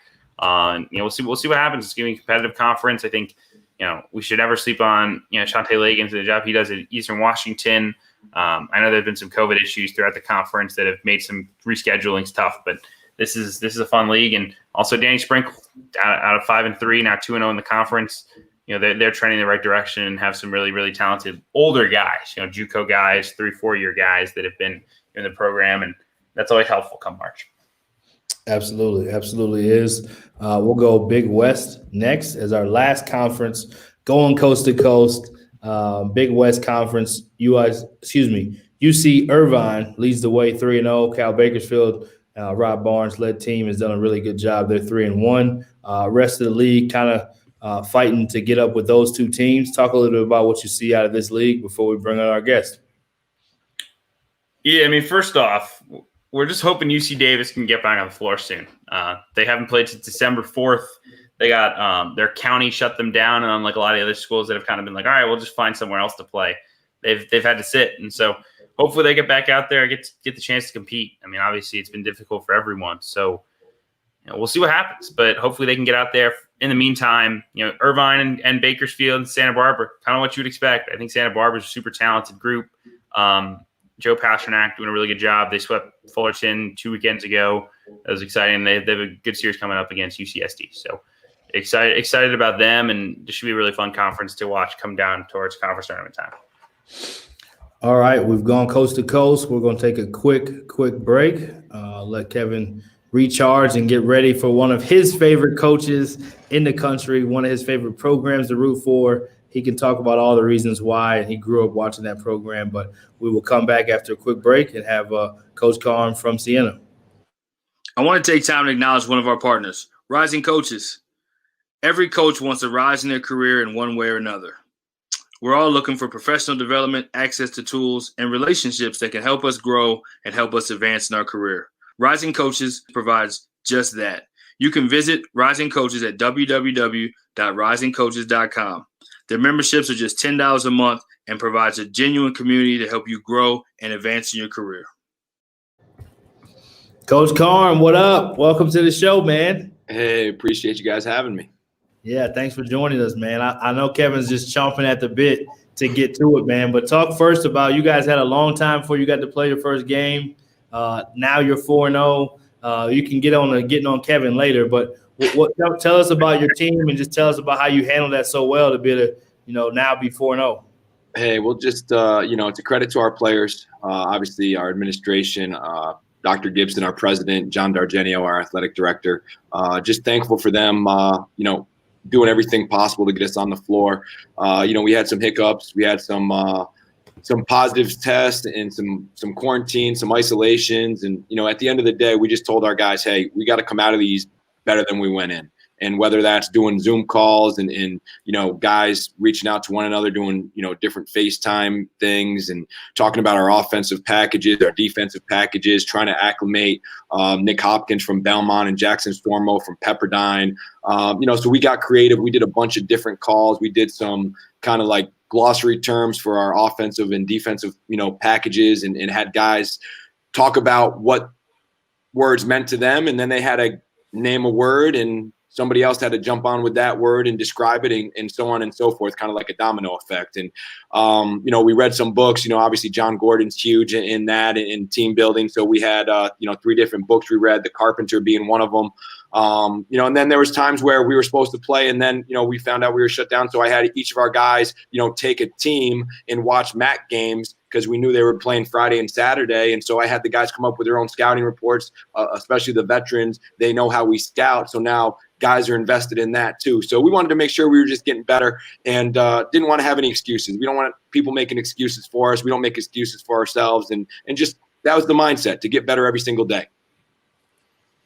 Yeah, Coach, I know we were talking, I think, in the spring about, some of the guys you were bringing in. And I remember very, very vividly. You comparing Aiden Carpenter, Mark Lyons, a guy that I think we're both familiar with from the Albany area, who was this terrific player at Xavier and then Arizona. He certainly lived up to hype this past weekend against Fairfield. Was awesome. Looked like a guy that was a can't miss guy, and you guys were recruiting him for a long time. So what was it like to see him finally on the court and balling out the way he did over the weekend? Oh, it was great. It's obviously recruiting's not an exact science. You can do all your homework and then, there's things behind the scenes you didn't know. Obviously, we pride ourselves in bringing the right people into our program, and I think Aiden is a great fit. He gives us a little different dimension. Obviously, we know how Jalen is in the high ball screen, and Aiden's a little more north-south. I was glad he made me look good with that comparison to Mark Lyons, and just excited. I always look, and I did the same thing when I was recruiting Chris Dunn back when I was at Fairfield and then Providence briefly. Is how do you impact the game? How do you impact the bottom line, regardless of obviously being a talent.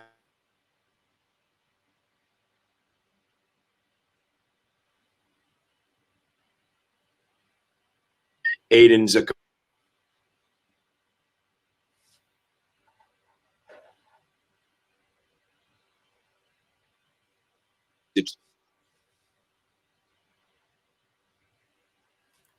Yeah, we lost you for a second there, Coach. But obviously, he's a talented kid, and his explosiveness really popped for me. When I was watching him against Fairfield, like you couldn't go under a screen because he was going to knock a shot down. But then you give him any pressure, and he's just going to the basket. I want to ask you about your bigs as well. Obviously, you graduated Elijah Burns, who was an incredible player in the MAC, and to not have a summer to develop guys like Jackson Stormo, guys like Kyle Young would have been challenging. But those guys haven't missed a beat. What were you guys able to do to make sure they were so game ready, despite the disruptions by not having summer, by not having really a lot of practice in November and December because all the COVID shutdowns? So what have those guys brought, and how have they been able to be so successful from the jump? Yeah, we did a lot of kind of breakdown to build it up and a lot of piecework with just our point guards and our fives. I truly believe you got to have 3 5 men to play the way we want to play. And obviously Harrison Curry's our third. And then Denzel Tucheng, who hasn't played yet, but he should be back too. So that gives us a fourth, which really helps, I think, especially for practice and development.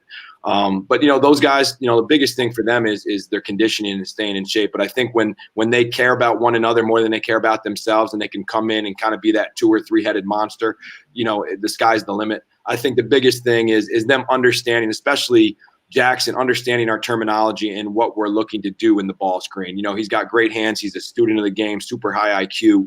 And so just getting him to understand, hey, just pick a little piece up day by day and you'll be fine. And he's done a great job. I think you tweeted about it. He had more points in one game for us than he did the whole year at Pepperdine. And to be honest with you, I think that style was a little different for him, that conference. And then obviously their style of play. But for me, obviously, Elijah Burns was a focal point, and we wanted to make sure we had guys that could step in, and they saw that void he left. And I think Jackson, Kyle, and Harrison are all doing an admirable job kind of doing that together. Coach, I got one for you, too. You talked about this a couple times now since you've been on, about terminology, about team building. How much is that different during this time, and how much do you think – every coach is trying to figure out how to maximize what's the day in front of them, right? Win the day. That's a common theme, common approach.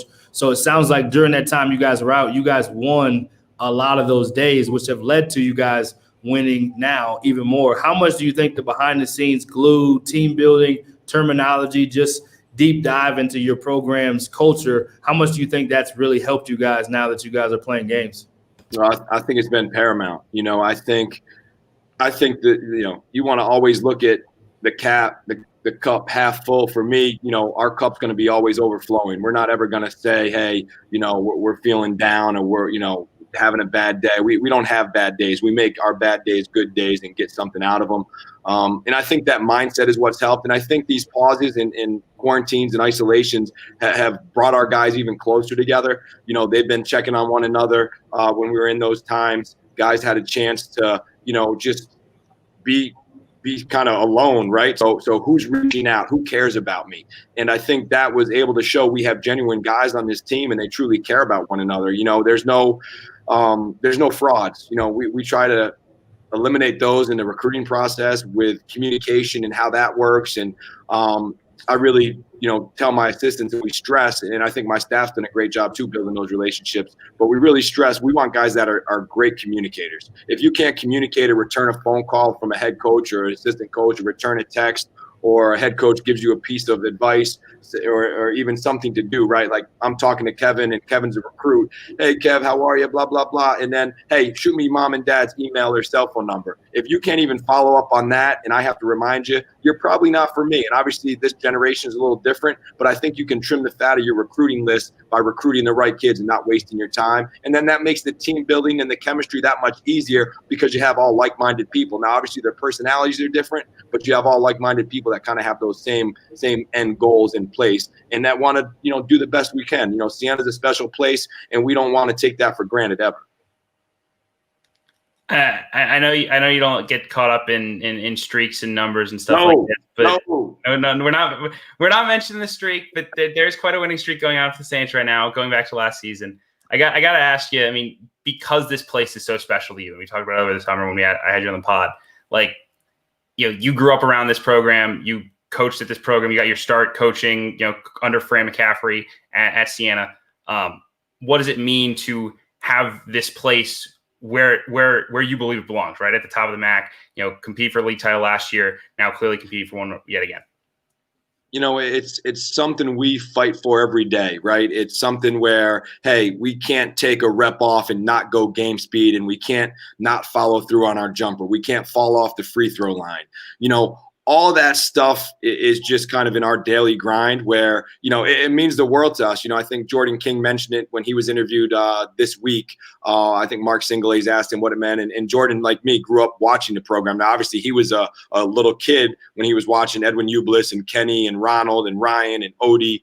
Obviously, the biggest thing is I found some pictures of Dwayne Archibald and James Clinton, my former roommate from back when I played, the other day in our SID's office. So, no, I mean, obviously, we want to do the best we can every single time out. We want to, obviously give people in the community something to root for during these challenging times. We have an older fan base. We have many that are, not able to see their grandkids and see their kids based on COVID. So we want to give people something to root for. If that means we're able to do something special with this streak, so be it. We'll just do the best we can every single day, and then we'll let those chips fall where they may. Coach, what do you guys focus on as far as like big picture, right? I mean, obviously we're trying to get to a certain amount of games so we can play in a tournament. Don't know if we're going to have conference tournaments all the way or how that looks. Obviously, NCAA tournament and going dancing was something that you guys were on pace to do last year too. So what is the focus as far as like leading your team through this kind of up in the air, controlled, you can control times? Yeah, it's simple. It's just control what we can every single day. We're not worried about, March. We're worried about building to March and being the best team we can. We're hopeful everything's on pace to go to Atlantic City for the MAC tournament. And, to be honest with you, it's about getting better every day in all that we do in the community, in the classroom when school's in session, and then obviously the court and in the weight room, in film study. I talk about it in my pregame speeches every single game. It's like, hey, we're thankful to be on the court, but this is just another opportunity to get us better, to grow us. And if there's some adversity, if a team goes on a 10-0 run, which very well may be tomorrow night against Rider because they're super talented and can score the basketball, then we're going to grow from that adversity and we're going to prosper from it. And so I think that's the biggest thing is these guys understanding that, hey, they're just so thankful and grateful that we have the opportunity to play, that we want to just make the most of every chance we have to grow and get better as a unit. Yeah, I got one last one. I love that, Coach. We got one last one. I'll let Kevin close this out. But speaking of getting better every day and being grateful, in the offseason, you helped lead an amazing, incredible effort with Coaches for Change.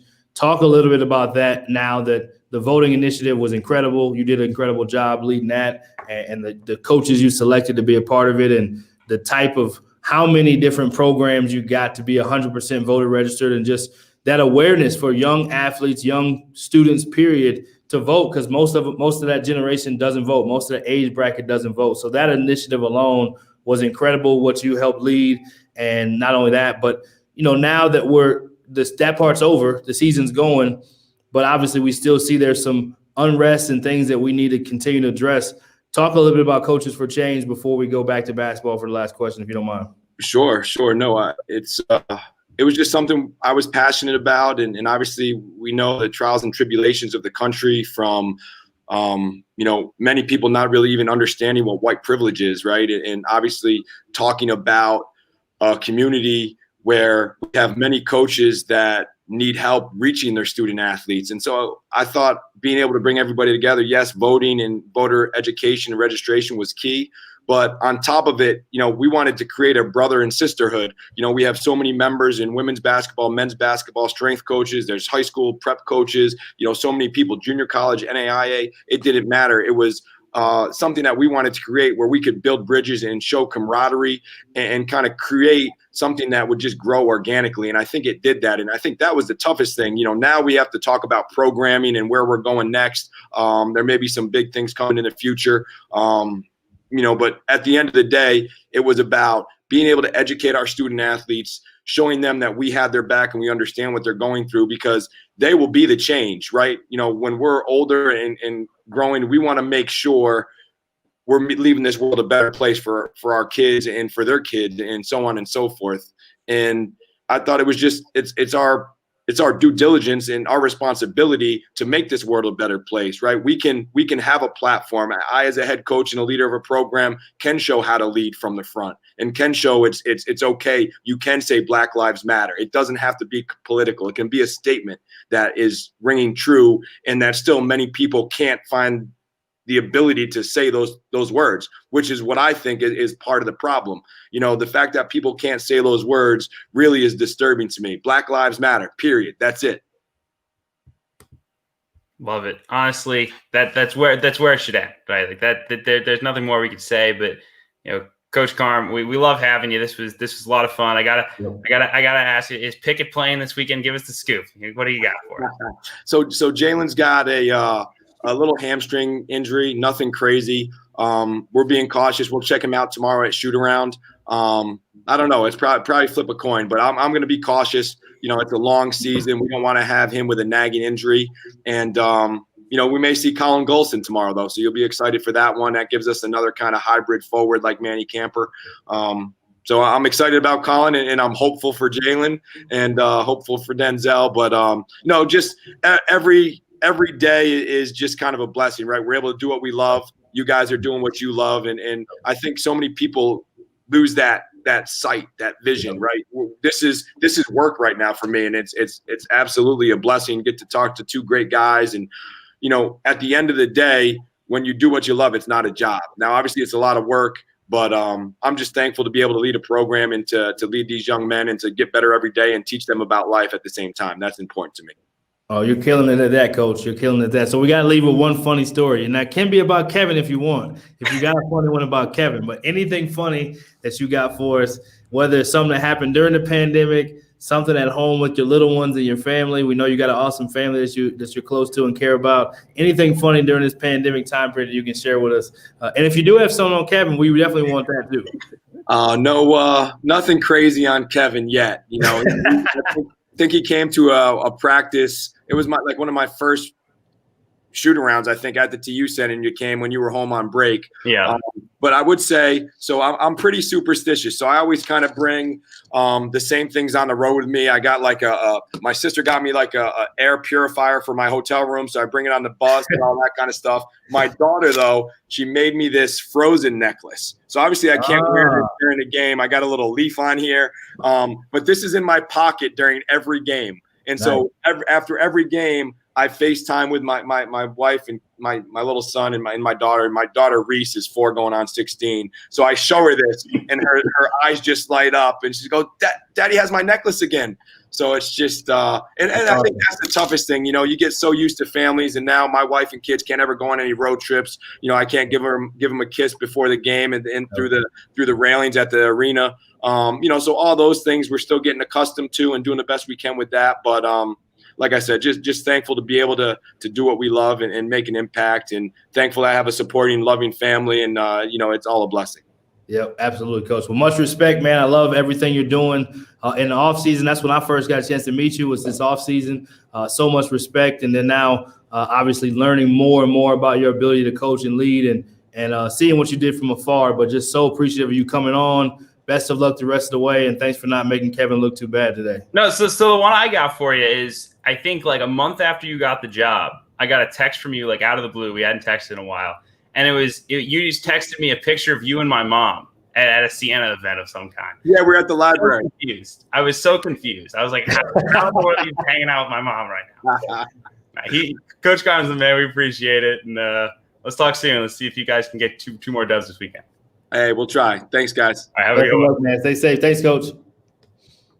Yeah, awesome stuff there. So Kevin, I'll let Kevin tell the quick story about his connection to Siena and why it's such a special place to him before we bring head coach from Sam Houston, Jason Hooten, on. Yeah, I mean, I think it's the same way it is for Carm. Like, if you grow up in the Albany area, you understand that it's different. Like, it's not a Big East program. It never will be a Big East program. But in terms of it has that level of importance to that community, kind of the way that Syracuse basketball means something to Syracuse and Providence basketball means something to Providence. You grow up, games are in a downtown arena with 15,000 seats. The school has 3,000 students. There's 6,000 or 7,000.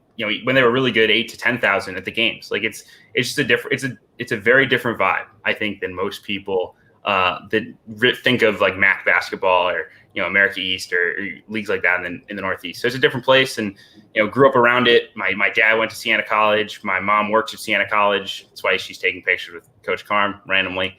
My brother currently goes to Siena College. I grew up going to Siena basketball games. It's kind of how I fell in love with the game. And he's saying Jordan King started watching Siena when they had all those guys. I was like, those are the guys that I grew up watching and falling in love with. And they made a couple NCAA tournament runs, beat Ohio State, beat Vanderbilt in the tournament. So fell in love with mid-major basketball that way. So, you guys can all credit Siena basketball for why I can literally rattle off anything about any mid-major basketball program in the country. So, I always will shout out to those guys, and, I'll always will have a special place in my heart. And, even if there's a big game on a Saturday, if the Saints are playing, it's probably on ESPN Plus somewhere in my iPad. So I love it. We got, so the big news of the day in college basketball was, which we've talked about many times, was the move for 4 Southland teams to the WAC, along with Southern Utah going to the WAC. So we have current Southland first place head coach, 4-0, Sam Houston State head coach Jason Hooten coming on. He's going to talk about the move to the WAC. He's also going to talk about his team and anything else he wants to cover. So we're going to bring in Coach Jason Hooten. Coach, what up? I think you're still on mute.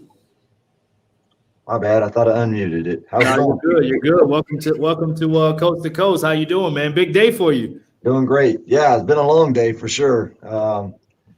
Started out with just trying to get my bearings straight from after last night, trying to figure out what we need to do today in practice to get better. And then, I hopped in the car and headed down to Houston for the press conference with the induction into the WAC. And I thought it was a really cool day and a cool experience for sure. Yeah, absolutely. I watched a little bit of it online, and definitely a big deal with all the teams transferring in and making a move. Talk a little bit about that before we talk about your team, about this move to the WAC, what's it mean, and what's your thoughts on it, and what's it mean to the program and the university? Yeah, I think that it's something our administration had been working on for a while. You know how it is now with the media. It's hard to keep things probably under wraps, and but you got to give our administration credit for just kind of hanging in there. There were a lot of processes to it, a lot of protocols, and and a lot of decision making by the upper echelon of our administration. We've got a brand new president, Dr. White, and her coming into our university and having to deal with a pandemic, and then also looking at a situation where we're leaving a conference that we've been in for years and years and years. Just says a lot about her leadership qualities and ability. And of course, our athletic director, Bobby Williams, has been here for, a long, long time. He's was a football coach here and then became the athletic director. And he's just done such a remarkable job of keeping all of our sports at the top of their conference, or our conference, and in their leagues, over the last 25 years. And so, yeah, I just think that it was at a point in time where maybe the vision of our university and Dr. White and Coach Williams and others, it was just a little bit different maybe than what the Southland was. And so, I think anytime, you're looking to try to move, above and beyond and just do some different things, then it causes for change. And change is hard. There's a lot of friends, a lot of relationships, a lot of athletic directors and presidents that have known each other for a long time. So it wasn't an easy choice and it wasn't an easy decision, but I think it was the best decision for our university. Yeah, Coach, we appreciate you hopping on. Wanted to ask you kind of on the court this season, you guys have been tested by some really, really good teams, right? LSU, Texas Tech, Boise, SMU. Those are 5 tournament caliber teams, top 50 caliber teams. Maybe you didn't steal any of those games, but what did you learn from those games? Because you're 0-5 against that group. You're 10-0 against the rest of them. Obviously, you guys have learned a lot from going through that gauntlet. What have you taken away most from your team from playing games like that against top-tier competition? Well, I think the first thing that we learned was that, we had to probably make a few changes offensively. Our defense was intact. The big thing was just a lot of new guys. We had 8 new players, the pandemic, missing a lot of practices, no summer access. We were really behind, and I knew we would be. But offensively was the biggest change that we made. We had started the season off trying to run a little bit of some high-low motion and really doing a lot of things with our bigs that just didn't fit us. And, without summer access, I probably could have learned that from summer. So we had to make some changes on the fly and go back to doing what we had been doing the last couple of years.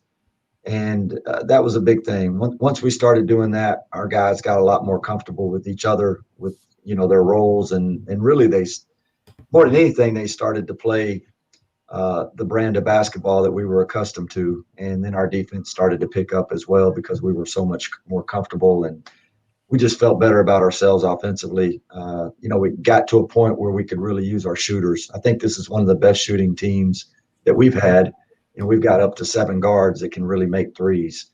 And so we have a lot of depth in that area.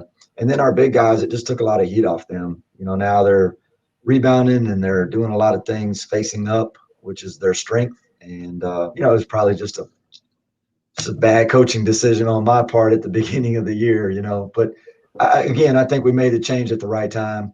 The other part of that question, anytime you go and you get beat pretty bad like that by a team, that, as you said, will be an NCAA team, you also have to learn a lot about your team and yourself. And I think what our guys understood is how hard it is. When you have 8 new players, 3 freshmen and 5 transfers, this level and what it takes day in and day out, from, the weight room to study hall to, scouting reports to walkthroughs to just the intensity level, not to mention eating right, sleeping right, getting in the training room and stretching and getting in the cold tub every day.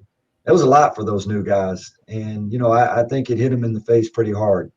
But it also, after that Boise game and we were sitting looking at 0-3 in the face, we talked about that. We talked about coming home and I knew we had 3 nons to come back to. And nothing against non-D1s. There's a lot of really good non-D1s, but it was an opportunity for us to maybe do a little bit to them what we had just gotten done to us. And, when we went out there and scored 100 points in all 3 of those games, and it gave us a lot of confidence. And I knew the next game was going to be that Rice game. And I knew that was going to be one of the biggest games of the year for us because that was going to be the first time that we were playing a team that we probably were going to get tested after we had learned a lot and how we had gotten better. And we went out and, beat Rice here by 15. And then we went to UT and to LSU. And, those both are NCAA teams as well. And we played at spurts. We played really good in those games. We had a chance to get that LSU game to like 6 points in the last 5 minutes.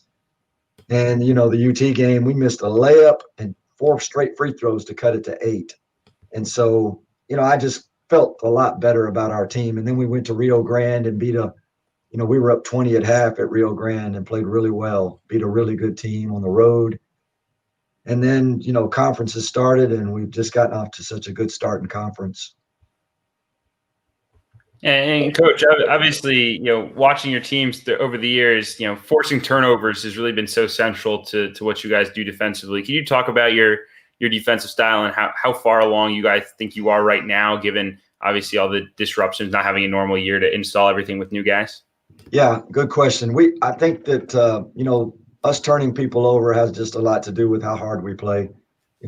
Defense is first here. Even though we're scoring the ball and really shooting the ball well, we're still going to be a defensive team. And that's just kind of my mantra. That's my philosophy. That's how I was taught to coach this game. And so we really try to play hard. We take a lot of pride in our defense and getting up in the gaps, really pressuring the ball, fronting the post, doing all those things that I think is important and not letting, our goal is to try to make the other team uncomfortable and try to take them out of their stuff. And this team has done a real good job of doing that up until this point. As far as getting better, there's so many things that we need to do to improve. And as you said, I think a lot of that is keyed off of us being really behind. And so we're just starting to catch up. We're starting to figure out some things, and we're starting to get better and better each game out. And just trying to challenge those guys to continue to get our opponent's field goal defensive down, and then just really starting to try to rebound the ball better.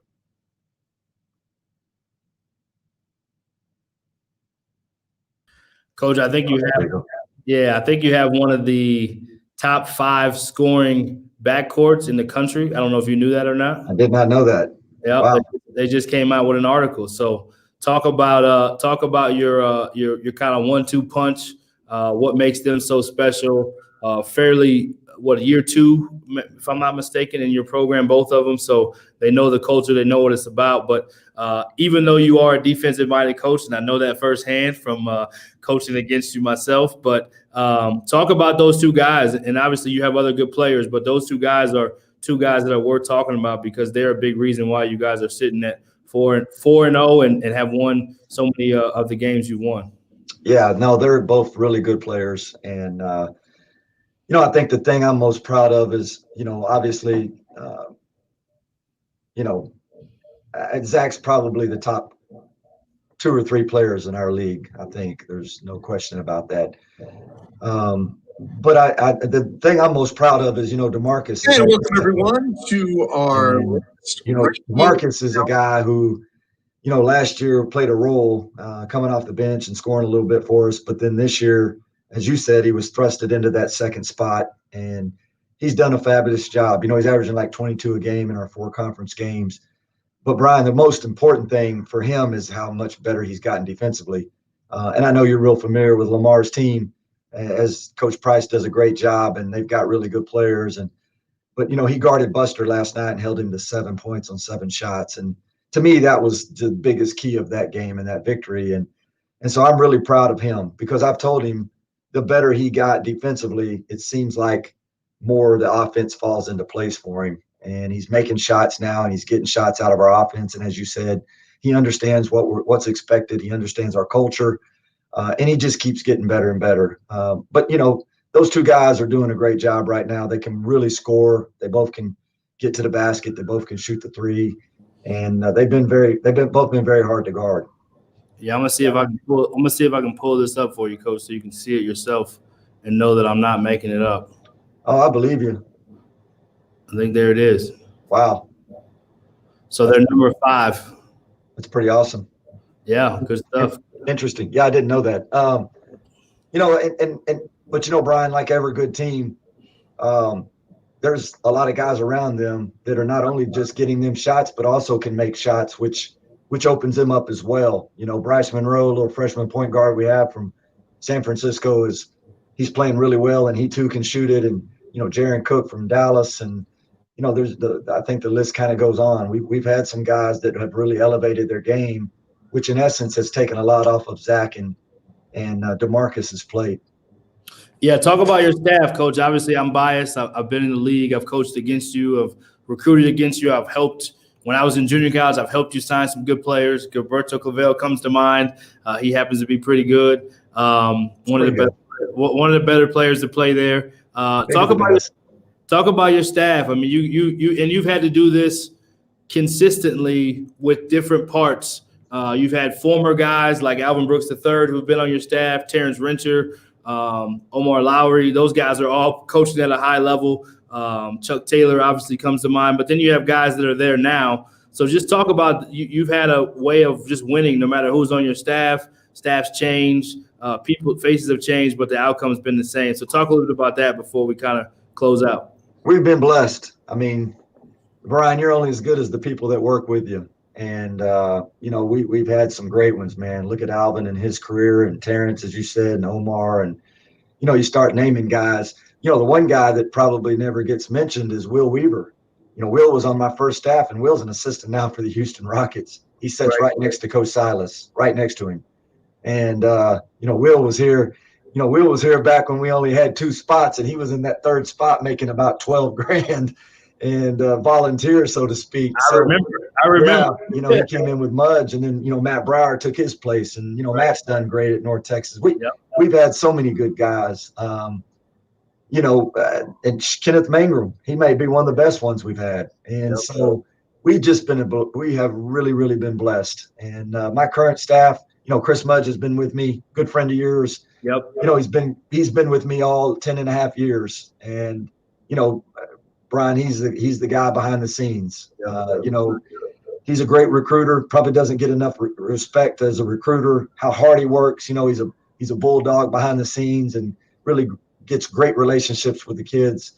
And then what a great coach, on the floor, off the floor.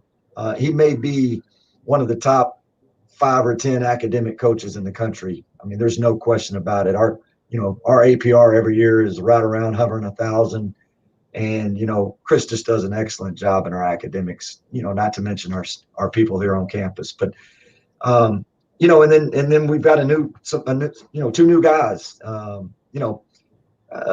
Can't say enough about the job that Andre Owens and Phil Forte are both doing. Andre was a head coach, at Western Texas, and a guy that was a great player that played at McLennan where I played at UTSA, which I coached against him. And he's done a great job for us, getting us in Houston or Dallas even more. And he's just done a great job with our guys and coaching as well, done a good job with our scouting reports. And then Phil's done a tremendous job. I've been really, really happy with Phil. In fact, I've made this comment a few times, whether this is good or bad or not, but Phil reminds me of myself, 28 years ago, when I first started coaching. And he's really started to grow and has helped us sign some really good players. And he's done a great job with our guys. I like to give him a lot of credit for how well we're shooting the ball right now. And, getting those guys in the gym, but also giving those guys a lot of confidence and, working with those guys. That means he probably wasn't shooting against them, because if he's shooting against them, they're not getting problems. Hey, but he's the second best shooting coach we got behind me. Oh, wow. How about that? Oh, and then, hey, Brian, the last guy, and I can't leave him off, is, we don't have an ops guy here, unfortunately, but we have a graduate assistant. Payne Andrus has done a remarkable job. He is, I can't tell you how thankful this second year is with us, and he does everything. And I'm telling you, the guy is really good. I hope that we can hire him next year. And if we can't, there needs to be a bunch of people out there listening right now, because he is fantastic, man. I mean, the guy does everything. He washes clothes, he packs them, he helps in practice. He could do a scouting report if he was allowed to. I mean, the guy can do it all. And he went out and coached a year or 2 in high school, decided he wanted to get into college, sent me a letter. He was a JV coach down at Willis High School, which is 30 minutes away. Yep. And the guy's a college basketball coach. I've seen college basketball coaches. He's a college basketball coach. He's done a fabulous job. So we've got a good staff, but again, we've been really lucky here and been blessed. Yeah, absolutely. Absolutely. Talk about, real quick, Coach, as you move into the WAC, anything else you want to talk about that just – obviously I'm biased towards the 4 teams that are leaving, you being a close friend of mine along with Mudge and coaching against you guys and having relationships with you since before I even got into college coaching, way back in the day. When you were a basketball player.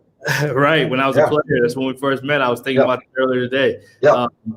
So even then you were kind to me. I don't know why, but I appreciate that. And then you recruited a guy, Anthony Smith. That's when we first started getting close.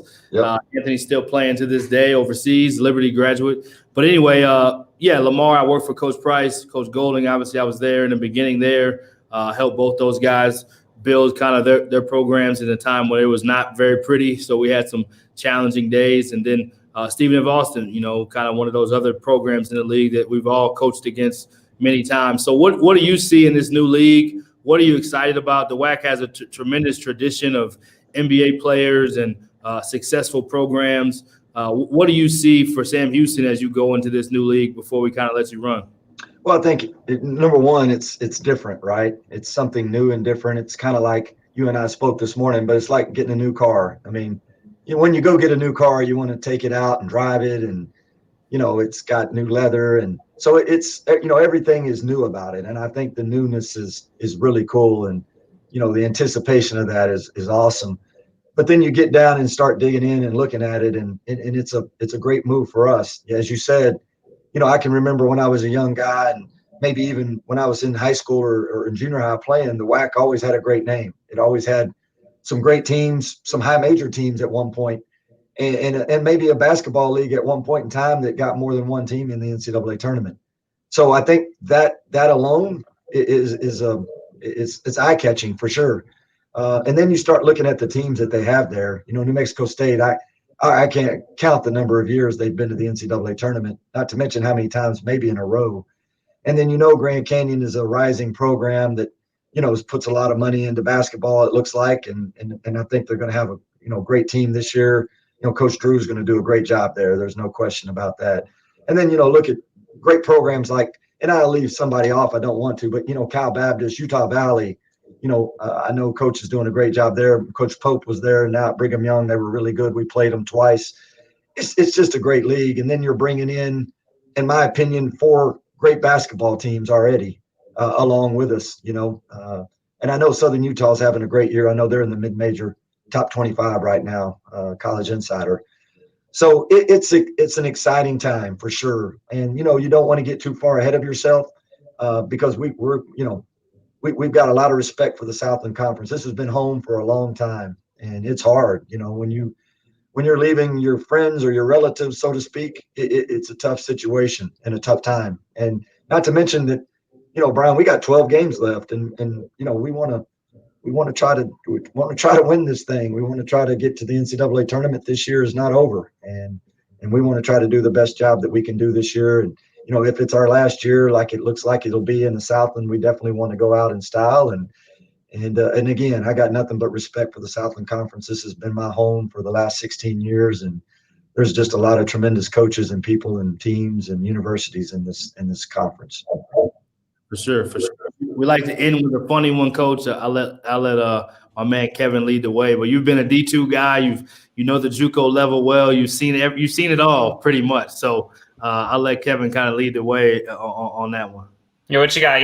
We've been on here for like 2 hours, so we got to get something funny here to leave us with to wrap up the show. You've seen it all. What's appropriate that you can tell us on the air from your years in coaching? Oh no! Oh my gosh, Brian, man, you should have gave me a heads up so I could have been driving to Houston today and thinking about this. This is put you on the spot, Coach. It's more organic when you're on the spot, man. It makes it a whole lot tougher. There's no question about it. I think the hard part is right now my mind it's going so fast that I can't really think of one, and I know there's about 50 million. The bad part about it, guys, is maybe telling the one that's appropriate to say on air. That's the hardest part for everybody. If you're a JUCO or a D2 guy like I am, you've had some stories for sure. What about yourself as a coach, like where maybe you did something? You know what? I got one. Okay, let's go. So this is probably inappropriate, but I'm going to go. Let's go. We'll roll with it. We had a guy one time, and I watched him play a bunch, and I knew he was going to be. It was going to be difficult. I knew he had some problems and some issues, and I just knew that it was going to be difficult. But a good assistant coach always goes to the head coach and says, "Listen, Right. This guy's got this, and this, and this. And coach, I don't know if he can actually play for you. I don't know, Right. And it was one of those Christmas time deals. So he was going to set. You bring him at Christmas, he sets the spring, and then he's not eligible till the next year. Yep. So he's like, let's try it, let's go for it. So we bring this guy in, and man, we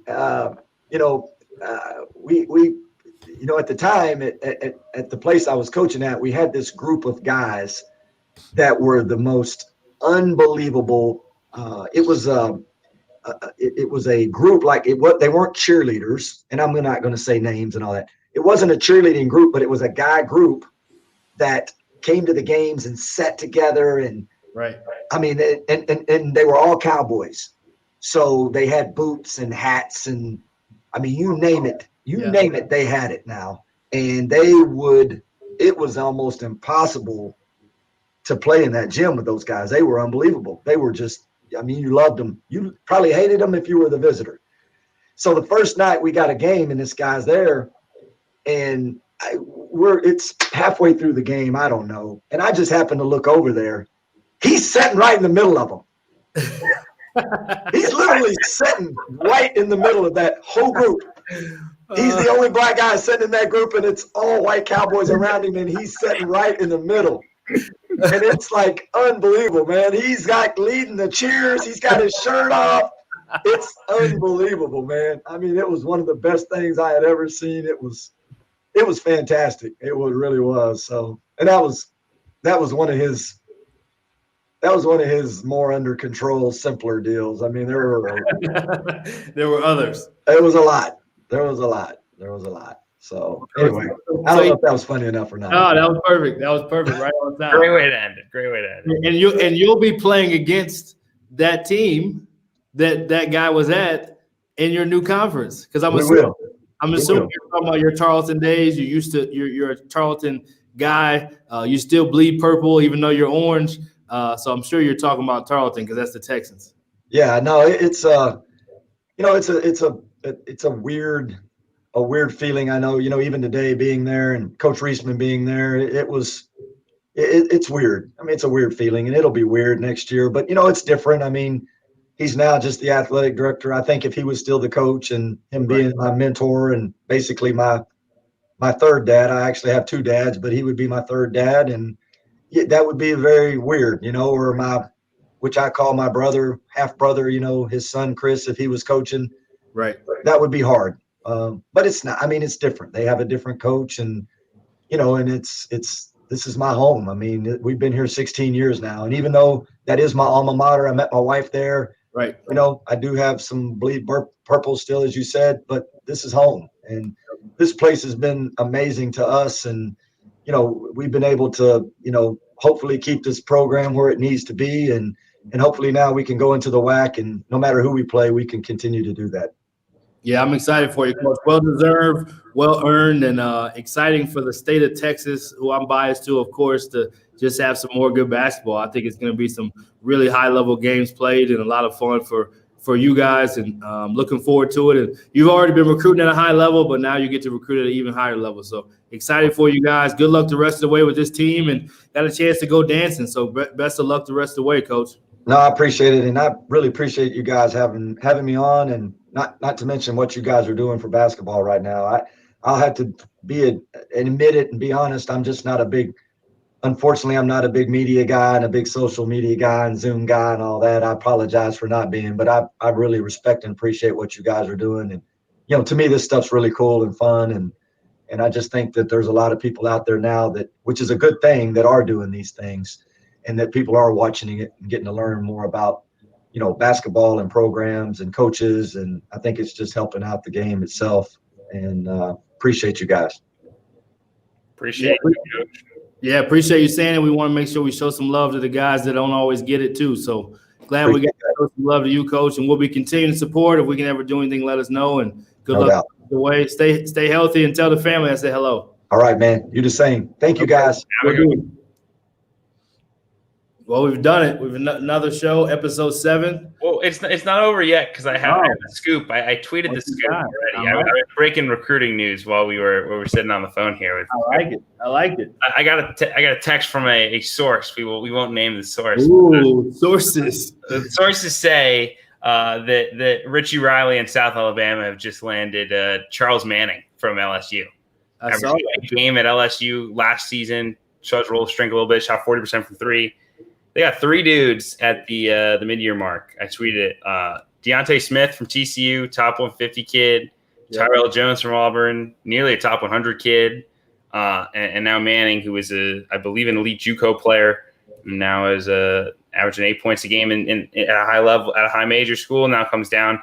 Like, they're gonna be good. They keep loading up. Richie Riley knows what he's doing. So I figure we drop that news in here before we wrap the show up. No, great time to drop it. So, Kevin, since you are the expert in the recruiting realm, even though I used to do it, you're the expert in the recruiting realm. Sure, you are the expert. You're not the expert recruiter, but you're the expert in the realm. There's a difference. What does that mean for their team? Like, does that mean he gets to play now? Does that mean that he gets to sit out and play next year? What does it look like for South Alabama? So the rule is that if you can't, I'm going to call it the Elijah Burns rule because it's the first time I saw it actually tested.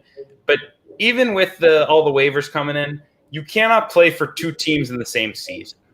So Charles Manning did play some for LSU this year and then hit the portal. So he can't play this season. Now, theoretically, same with Tyrell Jones. I don't know if Deontay Smith played, but all those guys are not going to play this season.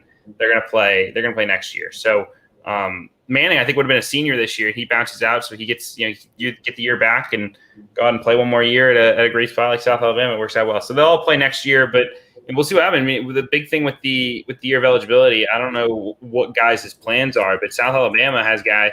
Let's say Mike Flowers says, "I'll come back. I'm a senior, but I can stay one more year." And he's been awesome for them. Now you're really cooking. But even if he doesn't come back, you got Sam Iorio is a good shooter. You've got KK Curry, young guy who's been good for them. David Walker will be back. He's been up in and out of the he's been out the last several games, but can really score it. Jamal West was a kid they really liked. They plugged from the DMV. Been playing 20 minutes a game or so. So they got a really nice group, and then they'll add 3 more, and you already know they're going to be adding some in the in the spring. It's only a matter of time until I start getting texts again. So really impressive. There's that. I think Manning really the crown jewel of a really good incoming group that they'll be able to have right away for next season. No question about it. And Richie Riley, Amara Morgan, Howard, the entire staff, they just continue to do what they do. They're transfer you. They do as good of a job going all the way back to Richie Riley's days at Nicholls State, making Nicholls State a conference champion in the Southland, which we just left. Jason Hooten being the head coach. And, just incredible what they've done continually with transfers. I know they've had some injuries. It haven't had a full roster, which also probably has allowed for them to have so many scholarships available to get some of these guys this semester. So credit to them. Breaking news from the Sweeney bomb. It's not quite the Woj bomb, but it's the Sweeney bomb. I think Jeff Goodman beat me by 30 seconds, so I'm going to have to complain to the unnamed source who texted me the news that I got to get it before Jeff. But we're getting there, man. I like it. Well, any closing thoughts? I know we're done. We've been 2 hours, 7 minutes. Closing out. Great show today. Lots of great stuff. Always know where to find good basketball. Kevin, I'll let you close it out, and we'll shut it down. Go watch some hoops. My closing thoughts are that I'm gassed and I want to watch college basketball. And this was a lot of fun. Always good to have Coach Carm on, obviously Coach Hooten and Coach May as well. We're fantastic, but always a treat to talk about the Saints for 20 minutes. So I'll leave it with that, and we'll see you all next week, hopefully, with another great episode. So yeah, back at it. So Thursday's the new day. We'll let you know the time. We'll go Thursdays from now on, going a little later in the day. We'll keep having fun with it. Kevin having to work a realist job is really putting a cramp in our Monday morning routine. So Kevin, if those that don't know, and anyone who's still watching, which there may be no one, but who cares? Kevin has been upgraded to Sports Illustrated. So if you don't know, now you know. But if you follow his Twitter, you know that. But if you don't, or if you just happen to miss it, he is now a Sports Illustrated dude. So he ain't a regular guy no more. I mean, yeah, I would consider myself a very regular guy, given that I think the only thing I did today for SI that was like actually viewable was I wrote a 250-word article about a Mickey Mantle baseball card that got sold at auction for $5 million. So, the grind never stops. I am appreciative of those guys. They've been awesome to me in my first several days with the enterprise. So, looking forward to doing more of it. And you can always check out all my college basketball work. I've got some big college basketball work. Sources are telling me that Kevin will be producing bracketology for Sports Illustrated. So keep your eye out for that in a couple weeks. But for now, we'll sign off. I like it. See you next time.